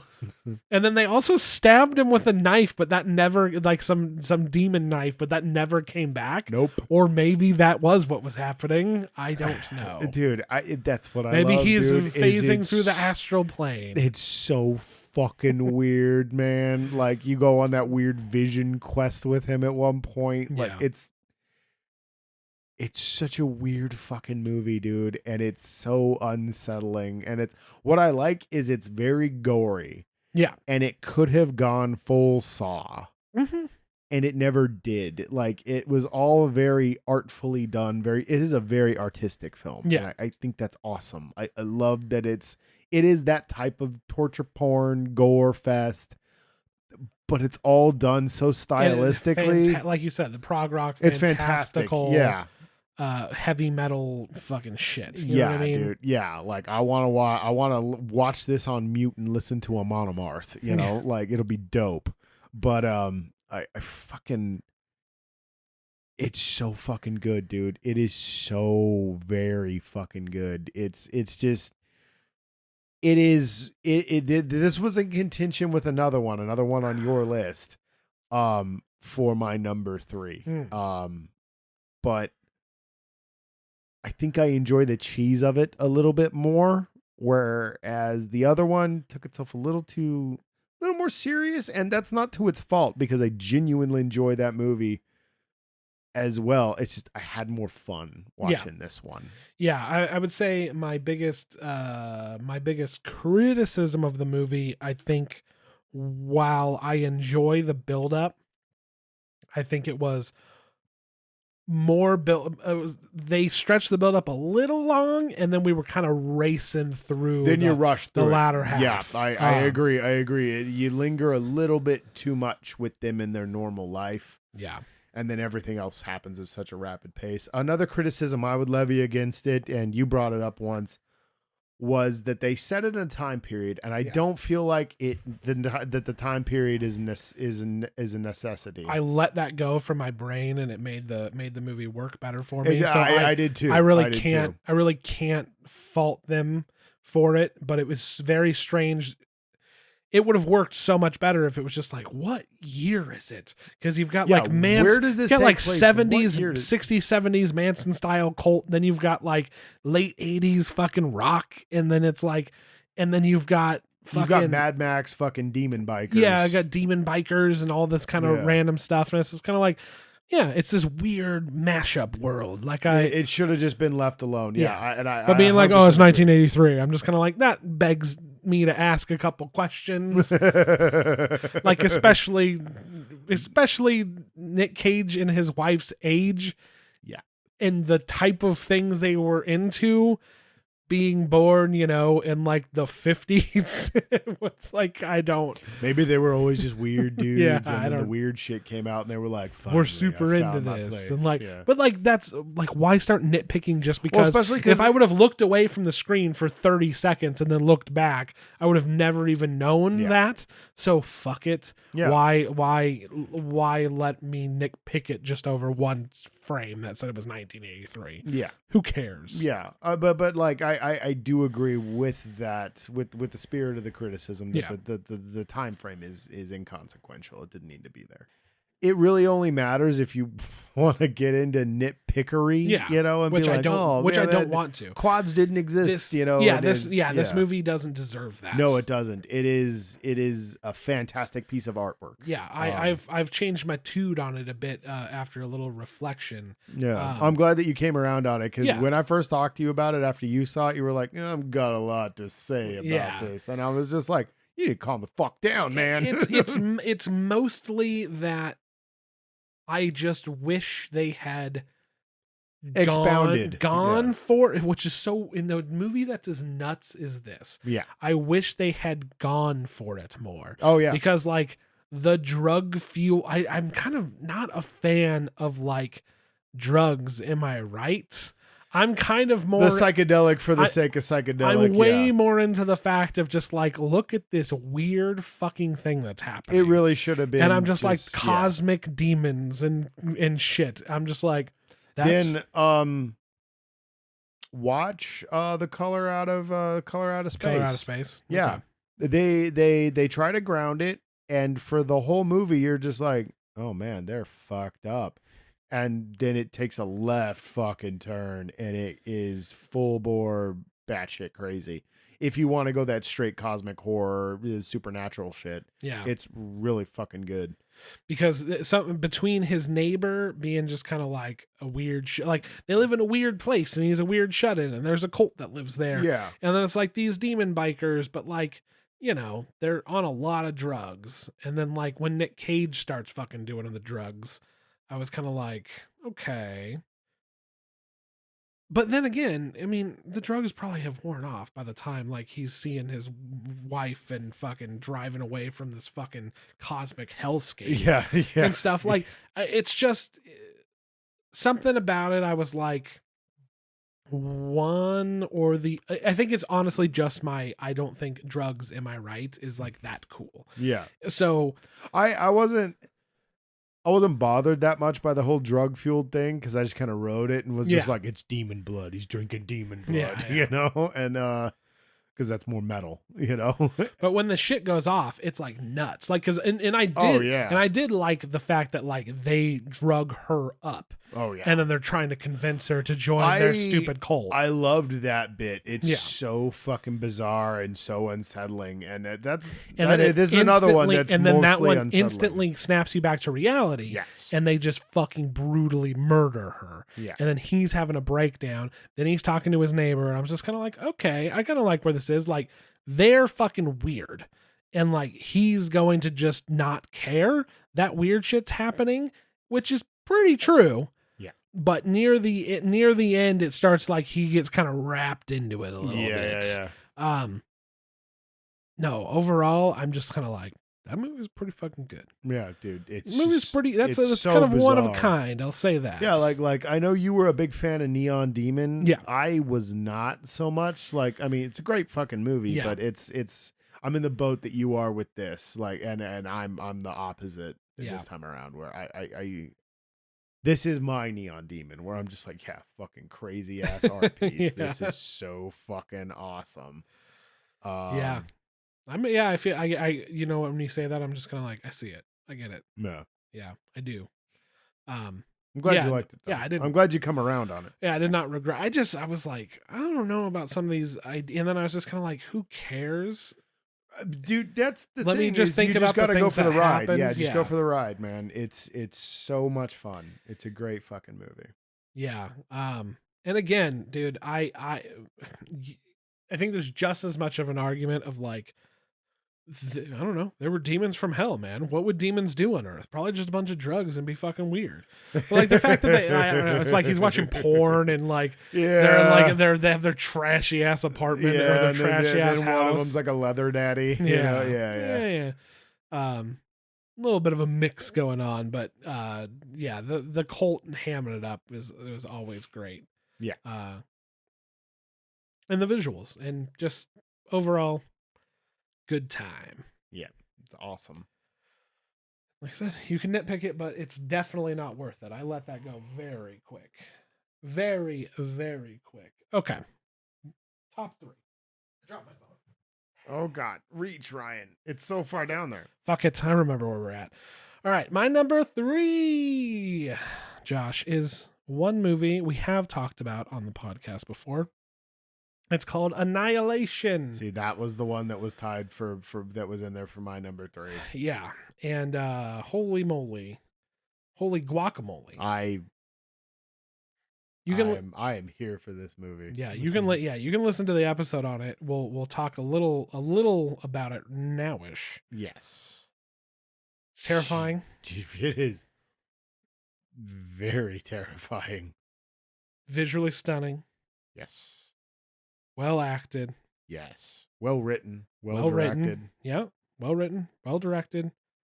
And did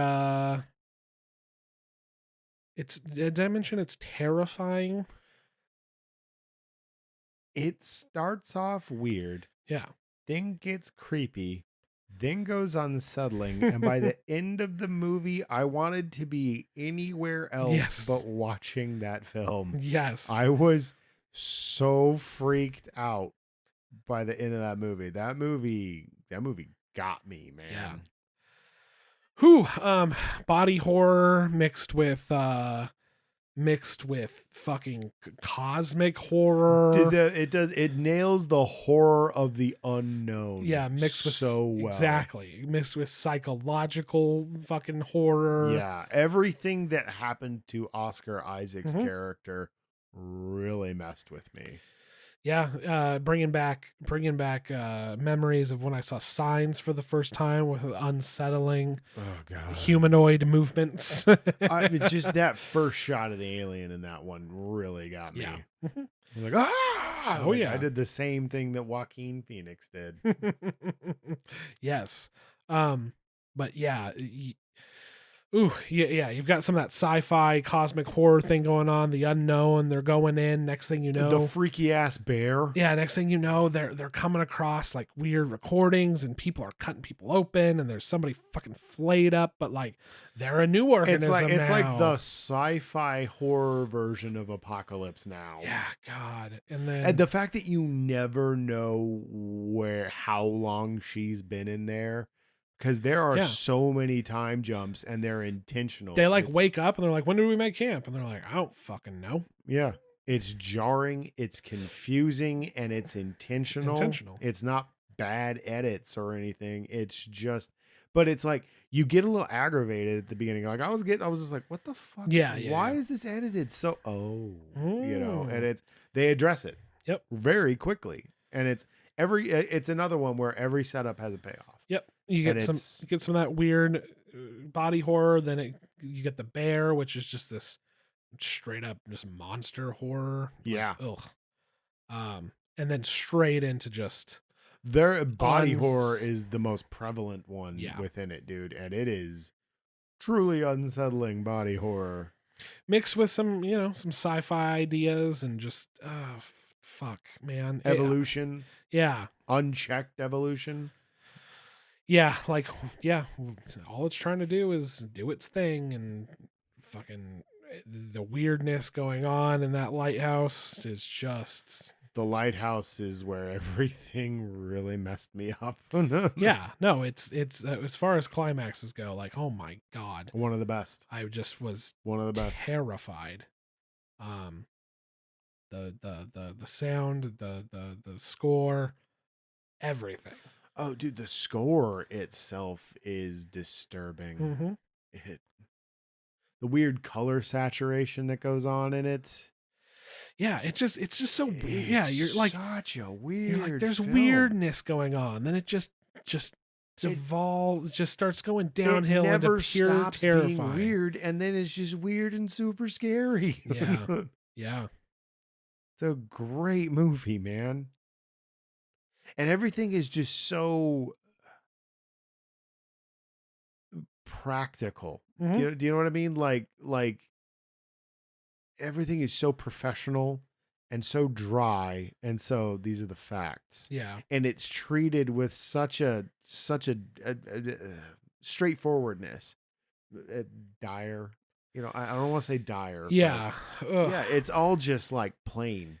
And it's so weird. And you juxtapose these plain ass, straightforward professionalism with the batshit crazy stuff that's going on. And you start watching it break down, but they're still trying to be rational. Yeah, exactly, rationality. And that's the other thing is then they start coming across evidence of another team that came in and seeing where things went wrong with them, trying to avoid such a fate. And that was horrifying. Yeah, brings in its own problems. Yeah. Tessa Thompson's character, that one really messed with me, where she's just like, this is what it is. Yeah. And she just wanders away. Yeah. Yep.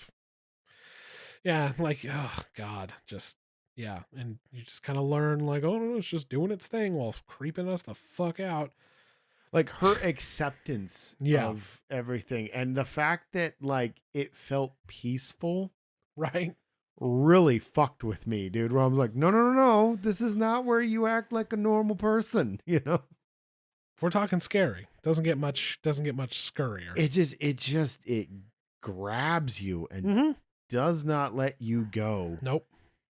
And by the end of the movie, you really have to like reflect on your life choices. Hope that you God. don't have a loud Like toilet. Oh my God, dude. That was because it made the same noise. It's true. A very loud toilet. I was just like, I gotta get out of here. It's creepy. It's smart. It's just the best. I know it came out about the same time as Arrival, or it was supposed to. I think so. Yeah. And I found it infinitely more interesting. And I think I've watched Arrival 3 times. I don't know why. And I've watched it twice. I just still am like, I can't see it. I love me some Denis. Same. Don't like Arrival all that much. I think it's pretentious and bloated. I don't see it, man. And Annihilation, I felt like Annihilation did what Arrival wanted to do. It annihilated it. It annihilated Arrival. It was the arrival of the annihilation. It's true. Yeah, no, I've tried with Arrival a lot. And Arrival is a very intelligent film. I get it. I just feel like yeah, that's the thing. Yeah, don't add us. We get it. Yeah. I just don't think it was doing it for me. I feel like Arrival spends a little too much time patting itself on the I back. liked the build up. Yeah. I didn't like the payoff. The payoff. Yeah. I'm the same way. I find it very interesting. Yes. And I do like that. I do like the idea of a language that doesn't work in the same way, and I like the idea that them coming to, but that's the thing, I thought them coming to Earth was going to make the Earth come together. Yes. But apparently it's learning their language that does that. I like the whole idea of language breaks down barriers and everything. Yes. That's really cool. But I don't and feel also like it choosing ever really... to have a baby even if you know it's gonna die.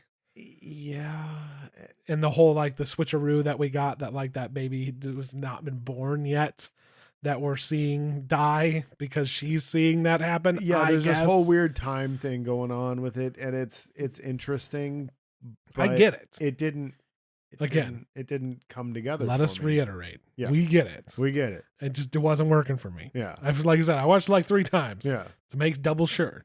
Triple sure. Yeah. Not for me. No. Aspects of the movie are great. Oh yes, for sure. The whole beginning is fantastic. I love everything up until the end of the film. True. Annihilation, solid all the way through. Oh yeah. And I feel like it kind of has the same message. Albeit told in a much more horrifying way. Yes. And it has an ending, I would say. So, yes. Which I enjoy. Which, to each their own. Annihilation, check it out. We have another episode on it as well. I'm sure we probably said all the same stuff. I think we went into full spoilers, and I think so. We did a deep dive on that one, I think. Yes, we did. Now, God, you have like legit good fucking movies on here. I'm just like, what makes me feel happy when I watch scary? Dude, yeah, that's why I got Wolf Guy, all right? Most of mine are like cheesy and goofy. I think the most serious one I have is The Exorcist Part 3. But to be fair, you hit me with that one, and I'm like, that's almost near the top of my goddamn list if we were to make this. So go ahead, Josh. Number 2, we're getting down to the sticky. That's what people say. We discussed people say it. Yeah, people say the sticky. Do they? No. Oh. You fucking weirdo. My number 2, we talked about it briefly, I believe, on our last Halloween podcast because I had showed it to you for the first time. Yeah, Happy Death Day. Yes. Yeah, no. No. All right, number 2. Happy Death Day is a fantastic fucking movie. I still need to watch the second one. Okay. God, I love Happy Death Day. Because it was weird. If people go back and listen to the episode, he's talking about it in a negative light, but I keep laughing and he keeps laughing, and then I didn't understand why it was bad. By the end, I was talking to you. I was just like, I think I really fucking loved Happy Death Day. It was so fucking funny, man. You're trying to explain why it was bad, and I was like, this sounds awesome. Yeah, he says it sounds awesome. I was like, yeah, and I think I said in the podcast, like, the more I'm talking about it, the more I'm like, yo, this movie was dope. But No, my number 2 is the film Ravenous, which we've talked about on the podcast. Yep, that's what I'm saying. Yes. I don't know if it was last Halloween. I think we just talked about it. I think we did just talk about it at one point because it was still on. Because it like showed up somewhere, and you wanted me to watch it, and I was like, cool. I fucking love that movie, dude. It is so bizarre. Most of mine, I've realized, they're just bizarre and weird and like cult movie ish. Yeah. This one is very is in the vein of Bone Tomahawk for a number of reasons. Oh yes, yeah. Cannibals, period piece. Yeah. Again, I love when they take horror and put it in an era that at least I am not that familiar with a lot of horror taking place. Yeah. And this one takes place after the Spanish-American War. California is a new territory, and Guy Pearce, back before he was Academy Award winner, back before he was Ebenezer Scrooge. Did you watch that? No, I heard it was good. Okay, but I also heard it was really weird and too scary. Speaking of George C. Scott, yes, I think it's on my personal Twitter. I took that fucking trailer and I cut it together with some original Christmas Carol. Okay. Because the tone of that fucking trailer was insane. It was very He's just bizarre. Like, oh, you want to save Tiny Tim? How about a little sexing for her? And I'm like, what the fuck is this? So I cut it like when he throws something and you get the bell like ringing. So then all of a sudden I get him, you there, boy, what day is it? And then obviously it's Wednesday, my dudes. But so I mean, shame on you. Shameless self-promotion here. I'm done talking to you. I was interested in watching it. The more I saw of it, the more I was like, dude, I already personally like the darker one anyway with Sir Patrick Stewart. Yes. And this is going way too dark. I heard. I see. That was what I was gonna say. Was I heard it was good from some people, and other people were like, "Yo, dude, this show's fucked up, man." Like, supposed to be Christmas Carol. If he's a rapist, how do we then like redeem him? You know what I mean? Shows up in his house with a goose and is like, sorry, I raped your wife. Yeah, by the way. Well, I mean Biff. I was gonna say, if Biff can turn it around by being the best fucking car detailer in town. Maybe he was a rapist in Ghost of Christmas future, past, present, whatever. We're so off track. Guy Pearce, before he was Academy Award winner, Guy Pearce stars as a disgraced hero. Like, he's a hero, but everyone hates him because he's a coward and can't eat steak. He's a hero because he decided to make the right choice after letting everybody die. Yeah. And lucked his way into making things right. Well, because he was filled with the power of human blood. True. Yeah, it's his whole struggle with not wanting to be a fucking cannibal, even though he's gotten a taste for it. It's true. Fucking love that movie. It is so bizarre and so goofy. Twists and turns, and it sticks to its premise, and it does not waver. A fantastic performance by Robert Carlyle, who I have enjoyed, even though he's like a Gary Oldman for a while there, when Gary Oldman was like making the worst fucking movies and consistently being a part of it. Robert Carlyle is a fantastic Irish, I think he's Irish or Scottish, character actor, and he's been in some real stinkers, but he was in great stuff like Train Spotting and the fucking spacing out on the other movie that I really enjoyed him in aside from this movie. Fuck it, Robert Carlyle's the shit. He played Rumpelstiltskin in Once Upon a Time, the TV show. And from what little I caught of that pile of shit, he was the only good part. He was awesome in that show. You're right. Robert Carlyle was just awesome. He was on Stargate. SG-1? No. Universe? Ooh. I can't remember, the one where they were stuck on a ship and they were chasing that Battlestar Galactica money. Never watched Stargate. Don't believe in it. You want to know why? Stargate, Roland Emmerich movie. Fuck off. Did you ever see the movie? Roland Emmerich. You should watch the movie. Movie's cool. Okay. Roland Emmerich also did make Independence Day 2 Resurgence. And Independence Day. Independence Day 2 Resurgence, which is a good movie, unlike Independence Day. They're both bad fucking... They're both cheesy sci-fi flicks. Are we really going to have this argument? One wishes it was Mars Attacks. The second... Mars Attacks came after.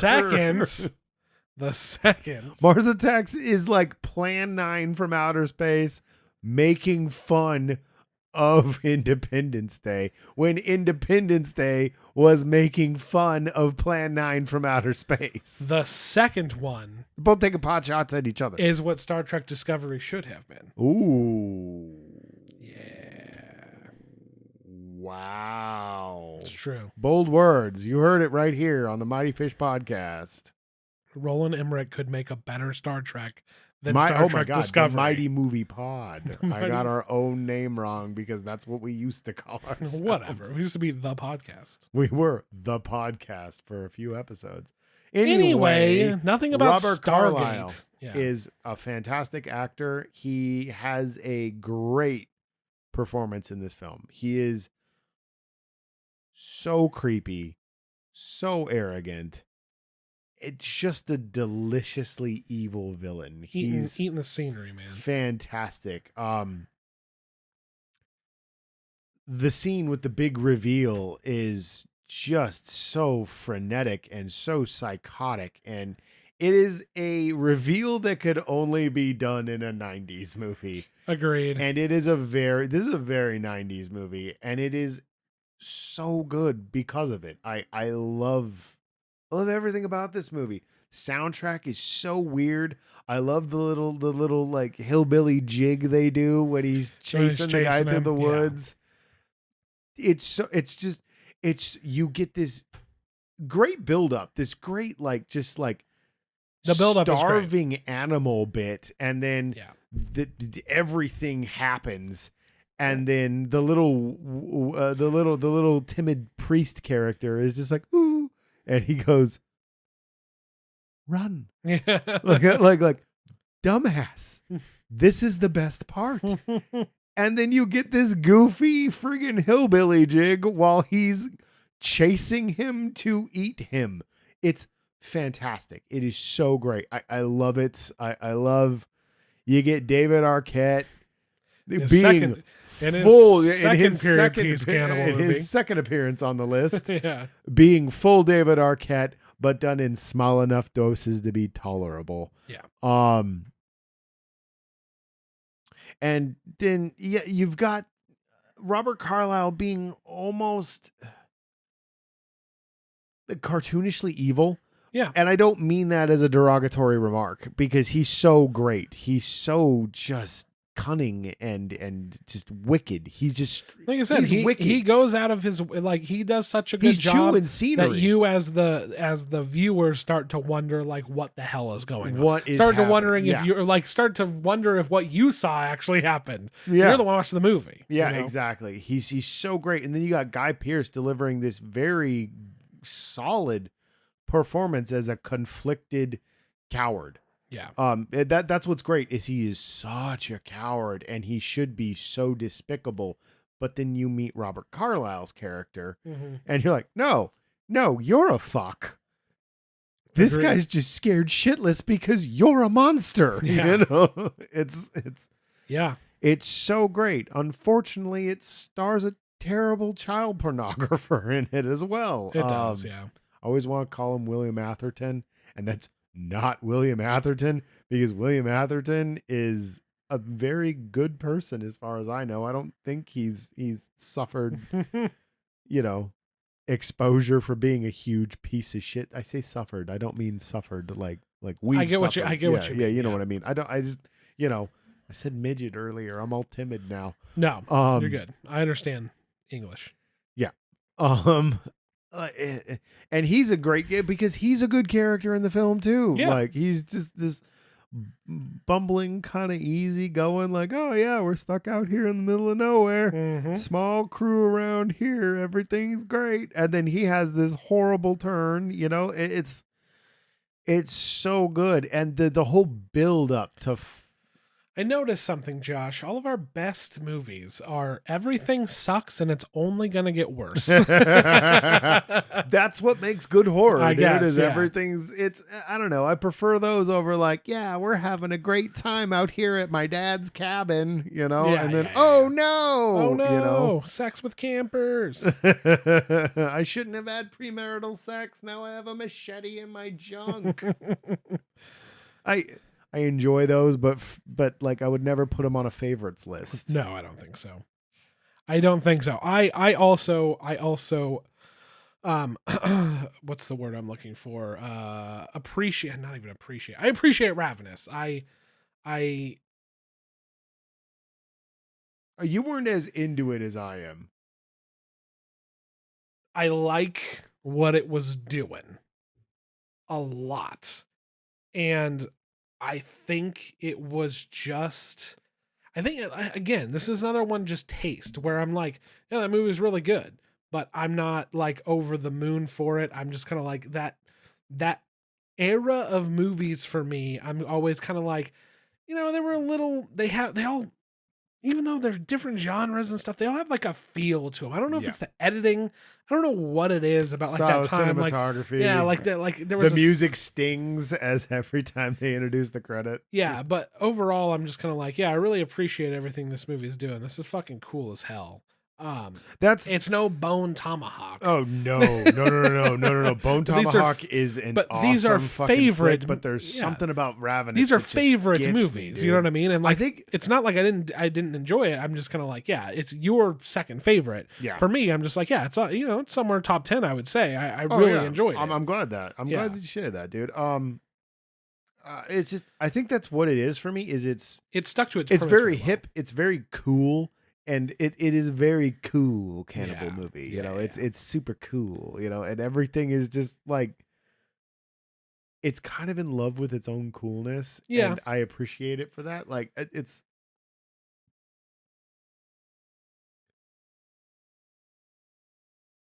I really can't pinpoint why I love it so much. They knew they had a good idea. Like I said, the fact that it sticks to its premise so hard is like it's so endearing. Yeah. It's and so the fact that they were cocky. like, this movie is the shit. Yeah. This idea is funny and awesome and cool. And I like that it kind of treats the whole eating, whereas you like, and you can juxtapose it with Bone Tomahawk, where it delves full into the horror of man eating man, and this is just like, yo, eating people makes you dope, dude. I'm like so strong. You have no idea. It's the I think I made this comparison when we were talking about it the first time. It's the Alexander Pierce argument for Hydra, where he's like, yo, dude, eating people's sick. And he's just like, no, it isn't. And he's just like, look how cool I am. Look how cool I am. Yeah. I'm wearing fancy clothes. I have fancy clothes on now. Really cool. We could run this whole bitch. Yeah. Dude. New recruits, new people to eat all the time. He's just, his whole end game is just like, people are gonna come through here. It's a buffet line. You know, it's so ridiculous and so fucking cool. And they also but like, they don't realize the irony, which is also funny. It's just like, well, you're just living to eat. Why you feel so good, but now you're just living to eat people. Exactly. What are you going to do with all this new strength of yours? Eat more people? Eat more people. Yeah. Exactly. Okay. It's a great commentary on greed. Yeah. It's a fucking great movie. It's a cool movie that knew it was cool, and it was back in the time where like, we're cool was a cool thing to do. And I appreciate that movie. I really do. I really liked watching it. I fucking love that movie. It's very, it's a very, you don't see a lot of movies like that. I'll tell you that. Tell you that. Definitely not these days, dude. No way. No way. We talked about Ravenous on another episode. We did. I don't know which one. I can't remember which one either. Sorry. We've discussed many movies. We're busy guys. We're busy dudes. That is Josh. That's Josh's number 2. That's my number deuce. Number 2. My number 2 And it's a good one. It's a real good one. It's called Shaun of the Dead. Now, hear me out. It's hilarious. Oh. But it's also a horror movie. It's a very good horror movie. It's a very fun... There's a real threat here, Josh. I'm very surprised that it was Shaun of the Dead and not Zombieland, because I know you love the Zombieland. I do love Zombieland, but let's be real. Shaun of the Dead's better. I mean, it's not like one's good and one's a ripoff. They're different. It's two totally different styles of humor, two totally different styles of filmmaking, and I know that your love for Edgar Wright. For Edgar Wright, I kept wanting to say Guy Ritchie. Thank you for correcting me. Is deep and real, and I share with you that love for Edgar Wright. I'll be honest. I'm more of a Hot Fuzz man myself. I am more of a Hot Fuzz man as well. Hot Fuzz is probably my favorite of the Flavors Coronetto trilogy. Agreed. Their World's End is good as well. But, World's End is great. But dude, there was like when I saw Shaun of the Dead the first time, it was like, oh dude, it was like, wow. It was so different. Yeah. I hadn't seen anybody take the piss out of the zombie movie yeah, exactly. In a world where scary movie exists, you know. Well, especially I mean? During the zombie craze that we all had to suffer through. I'm glad it's over. Except for those people that keep hanging on to The Walking Dead. Yeah. Even though they hate it. I could go on a rant for that forever. But no, I'm with you, dude. Shaun of the Dead is a fucking... Dude, they beat a zombie with a pool cue to dynamite. Not dynamite. No, Don't Stop Me Now. Don't Stop Me Now, yeah. Yeah, you got some... Dynamite. I was like, I don't know what he's talking about. You get some emotional bits. You get the humor. You get the straight-up zombie horror. It's that good blue collar humor that was in the original Ghostbusters. You know, yeah. Except they're two legit schlubs. These aren't like three college educated guys. No, exactly. There's just two fucking fuck ups that have a bad plan.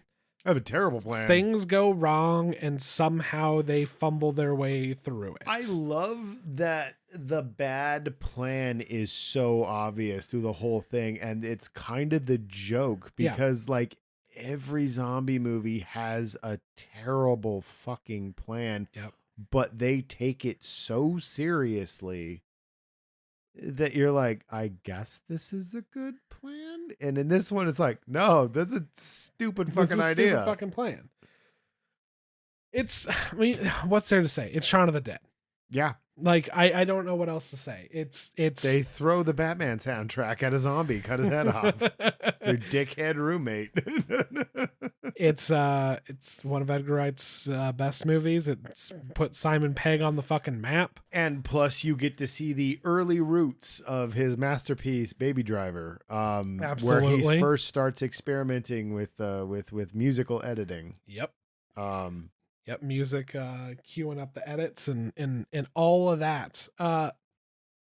Again, I think he took the ideas of this and took it to Hot Fuzz, and I think there's more to play with in an action movie parody than there is. But it was also a real action movie. That's the thing. Real action movie mixed with a satirical kind of comedy, and this is a real zombie horror movie mixed with satirical comedy. Yeah. Edgar Wright's just a fucking great filmmaker. Good jokes. Good zombie effects for the most part. Oh, dude, great zombie effects. And I love that they were the traditional, like, zombies. 28 Days Later. Did they run in 28 Days Later? Yeah. Okay. Well, and they weren't really zombies in that movie. They were just rabies. Basically, it was like some kind of crazy form of rabies, as I recall. I haven't seen 28 Days Later in a while. I haven't seen it in a long time. But I really did like 28 Days Later. That was I was going to say, I remember that being good. Yeah. So. Oh, it was awesome. Cillian Murphy, one of his first films that we saw here in the West, I guess. In America.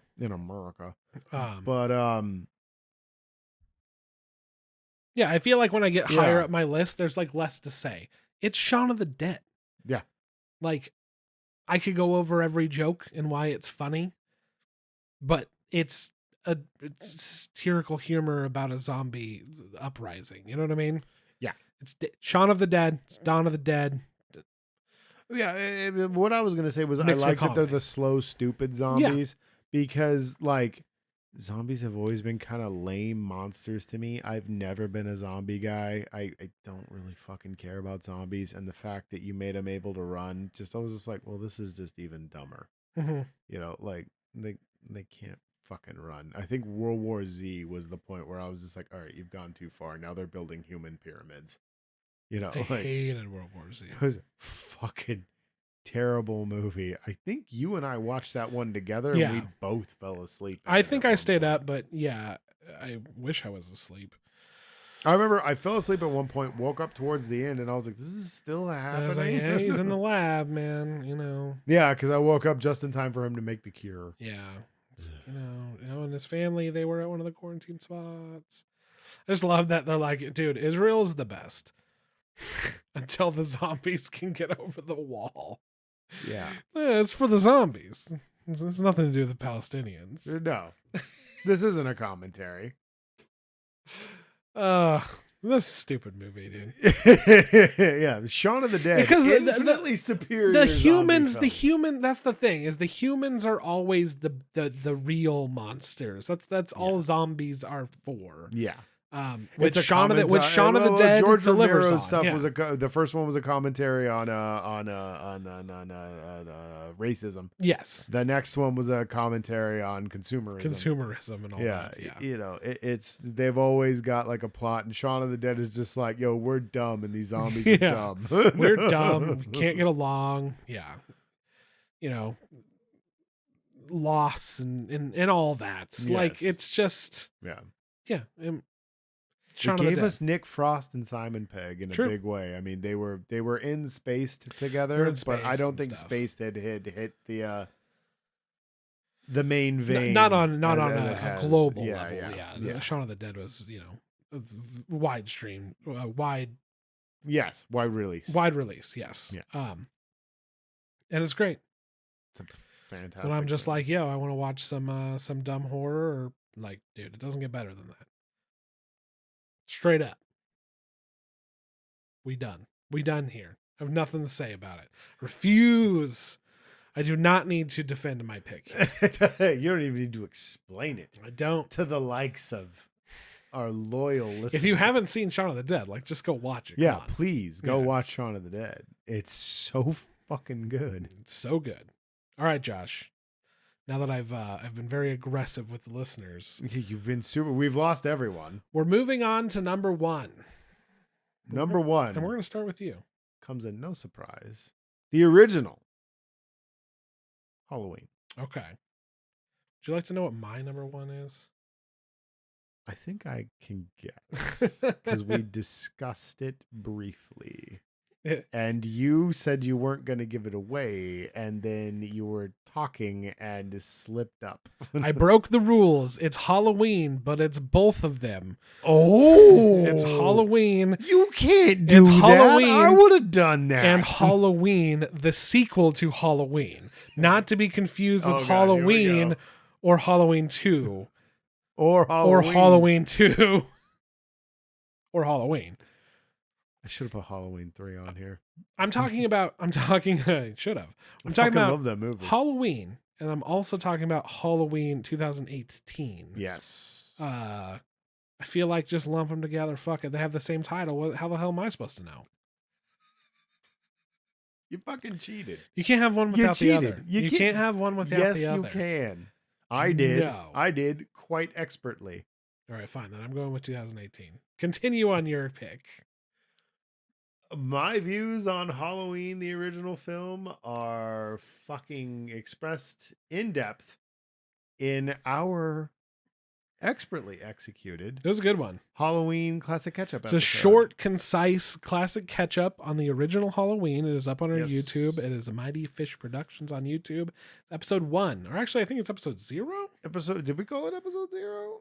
It's episode 1. Whatever. It's the first It's episode the first classic catch-up. Of classic catch-up. And I really enjoyed that conversation we had about that. I just I like that video. that movie made the genre. So good. I mean, I feel like that one and Psycho are two of the most influential horror films ever made. Yeah. We're talking about, when we were talking about Exorcist 3, I was talking about like I'd given up, like that shot was on so long. I was like, they got me, like nothing's going to happen. Halloween is not afraid to have a long lingering shot and nothing happens. And literally and I'm like, yes. Oh yeah. That was great. That one where it's like, I think it's just Michael's hand in his leg and you're watching Jamie Lee Curtis walk away. Yeah.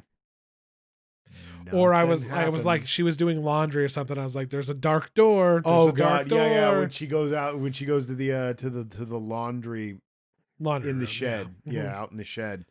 You're like, there's a window there. They're hanging on that window. He's going to come through that window. He's going to come through that window. And you're like, she's just going to fold her whites. She's just going to go. Yeah. And like got her in the car later. You know what I mean? Like they got me. And that movie is so great. And Michael is so disturbing. Yeah. A killer. He's a shark, man. He has to kill. That's all it is. He has to murder. Just going around murder. It's so simple. It's so simple and so quaint and so executed. It's executed perfectly. Yep. It's perfectly. And it's funny when you delve into it and you find out John Carpenter was just finding ways to pad it out. Yeah. With all those lingering shots and stuff. And it's just like, it became his style almost, because Escape from New York has a whole bunch of them. Big Trouble in Little China has a whole bunch of them. That's true. The Thing has a shit ton of them. The Thing is a better film than Halloween. But Halloween was the very first horror film that I absolutely fell in love with.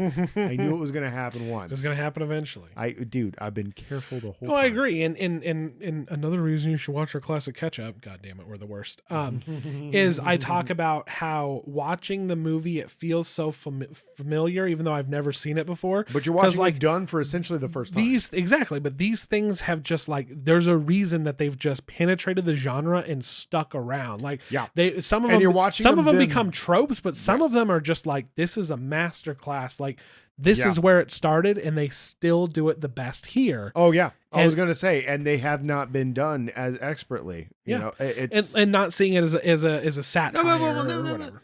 Not occasionally they're done that when people really aren't.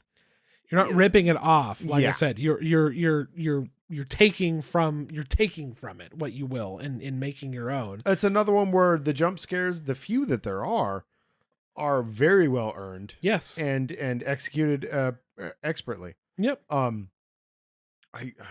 dude. Just when he comes through the closet at the Bill, I think was his name. Yeah. I'm spacing on names tonight. And he just leaves him hanging there, and he does that. I talked about it in the classic catch up, and it's just him and this dude that's just pinned to the wall dying, and he's just, tilting his head from side to side, watching him die, like kind of almost relishing it, but also with a strange curiosity about it. It's so weird. And a scene another one that would call for a jump scare. What do we get? We get this slow fade of him coming out of the closet it's so sinister. It's sinister. That's the thing that I love about it, is it's scary. It's horrific. You get your big scare moments, but the overall feel is just sinister and it's just creepy, man. Yeah. Michael stalks his prey. Yep. And it sucks that the future of Halloween went so far down from the path. Yeah. Even the last one, the 2018 one. Yeah. I liked it a lot. I love it. I think it's fantastic, but it still veers very far away in a lot of places from what was done with Michael in the first one. Yeah, it's not quite as sinister. I was going to say it is just a constant slasher. Yeah, it's a sequel in a world where we all know about where this series has been, I guess. Taking what you will where you want, it's not a direct sequel Yeah. in the spirit of it. It's just like, it's a direct sequel and chronologically, is because we're throwing everything else out, but also we got to acknowledge that like he does this or he does that, or we have to have a reason for him to interact with these characters again. And I was going to bring that up right now. Actually, was whereas so many of the other Halloween movies, apart from 3, which is its own separate thing, they build this whole thing up that Michael has to kill Jamie Lee Curtis, and they're destined. And, there was the whole bullshit with the sister thing that John Carpenter did just to pad out time, to make it longer for TV, which blows my mind. Because that was, I guess, a day and age where you had to make TV movies longer. And in this one, she's just constantly, he's going to come for me. He's going to come. He didn't give a fuck about her. Exactly. And that's what I mean. Brought it's him it's a direct sequel. Yeah. But at the same time, they're acknowledging it kind of takes a stab at that trope. Taking a little bit back. Yeah. I agree. She was a targeted happenstance made that happen. Yeah. But also, I wouldn't call it also proved that her paranoia ended up being total horseshit. Being warranted, I guess. Her preparedness, yes. Yeah. Her paranoia, no. Sure. Her paranoia, maybe not, but her preparedness, I guess, just by happenstance, it just happened to work out. Yeah. Well, it's not even really happenstance. It's like that crazy fucking doctor. Yeah. True. He's just like, no. They're destined for, like, he buys into the destiny thing, so he makes it. It's a self-fulfilling prophecy, very much. True. Yeah. I guess that's true. I forgot about that part, but he made it happen. But we had already seen where like he just got out and was like, "All right, time to start killing." Yeah, time to start killing. I'm going back to fucking Haddonfield. Yeah. So it's just that's why I looped the 2 in, because I like to talk about both. But both good movies. But yeah, no, the original Halloween for sure for me is just like that's like a must watch. Yeah, it's a must watch. I'm really glad that you really liked that movie, because I know you get kind of down on the movies of the 70s, yeah, sometimes the 60s. I mean, and there are the standouts, but yeah, there's a lot of crap in there. But I mean, same could be said for any genre. No, sure. Or in that genre. Look at sci-fi era. You know what I mean? God, yeah. Every sci-fi movie back in the day was like, they're manipulating you, and then they're gonna turn you into a food I watched paste. Logan's Run, and I was the angriest I've ever been. Yeah. I stayed up for this. I have work in the morning. I know you were mad at me, and I was like, I didn't make you watch this. But I also couldn't look away. Yeah. Logan's Run sucks, but but no, Halloween, man. I just like that, they made a reboot / sequel, and I felt like it was in the same.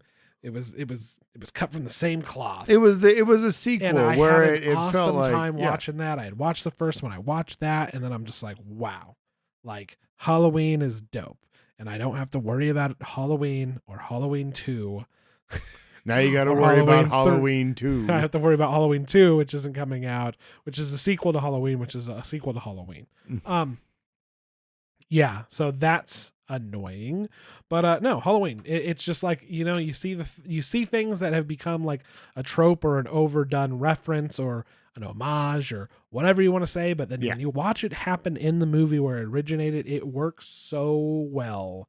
And knowing and like seeing and recognizing like, hey, like that is that I've seen that here or there. It doesn't take away from it at all. It's not like, I don't know. It's not. Yeah. It's great. It's fucking great. Yeah. It's the best. Number 1. You always have a good time watching it. Yeah. And also watch the new one. It's also great. It's super good. Fun time. Just kills. That's all that happens. Just kill stuff. And then it's like, oh, I'm Jamie Lee Curtis. I'm all crazy. And Judy Greer's like, goddamn mom. Goddamn it, Mom. You're so crazy.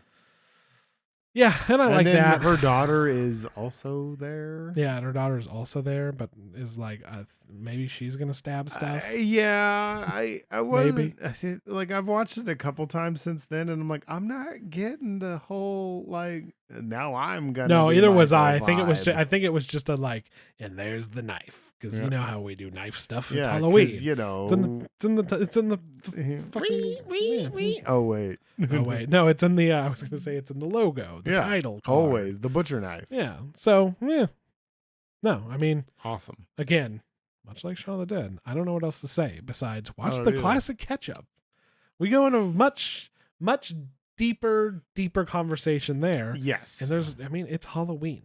And it's our Halloween favorites. And it's number one, baby. And number one, baby. Across the board. Yes, Although mine indeed. has a caveat where I'm talking about both. They're tied. They're he tied. cheated. No, he cheated. I did. He cheated. No, he I cheated. cheated hardcore. Hardcore parkour. Okay. Let's go do parkour. We gotta go. We have parkour to do. We got parkouring. There's chest high walls that just need climbing. They got to be climbed, man, and do. we gotta flip off of them. we gotta flip them. That's the fastest way anywhere, flipping walls. Flipping. That's how Spider-Man gets around, and true. also webs, and And also webs. Spidey. apparently whatever he steals from Tony Stark. Yeah, whatever Stark tech he's got. That son of a bitch. That's that asshole. Oh boy. All right. Well, Josh, that is a Halloween spooktravaganza. I have been spooktravaganza. It's a long one. Thank you so much for listening. Yeah, it's a very long one. We hope you enjoyed, and we hope that you have a happy, spooky Halloween and that you watch some of these movies Yeah. because they're worth it. You know, maybe you can't go nowheres True. because of the COVID. The Halloweeners aren't coming to your house. They don't call them that. They call them Halloweeners. They call them trick or treaters. That sounds like a Bob's Burgers The joke. Halloweeners. We're eating hot dogs on Halloween. They're They're Halloweeners. Halloweeners.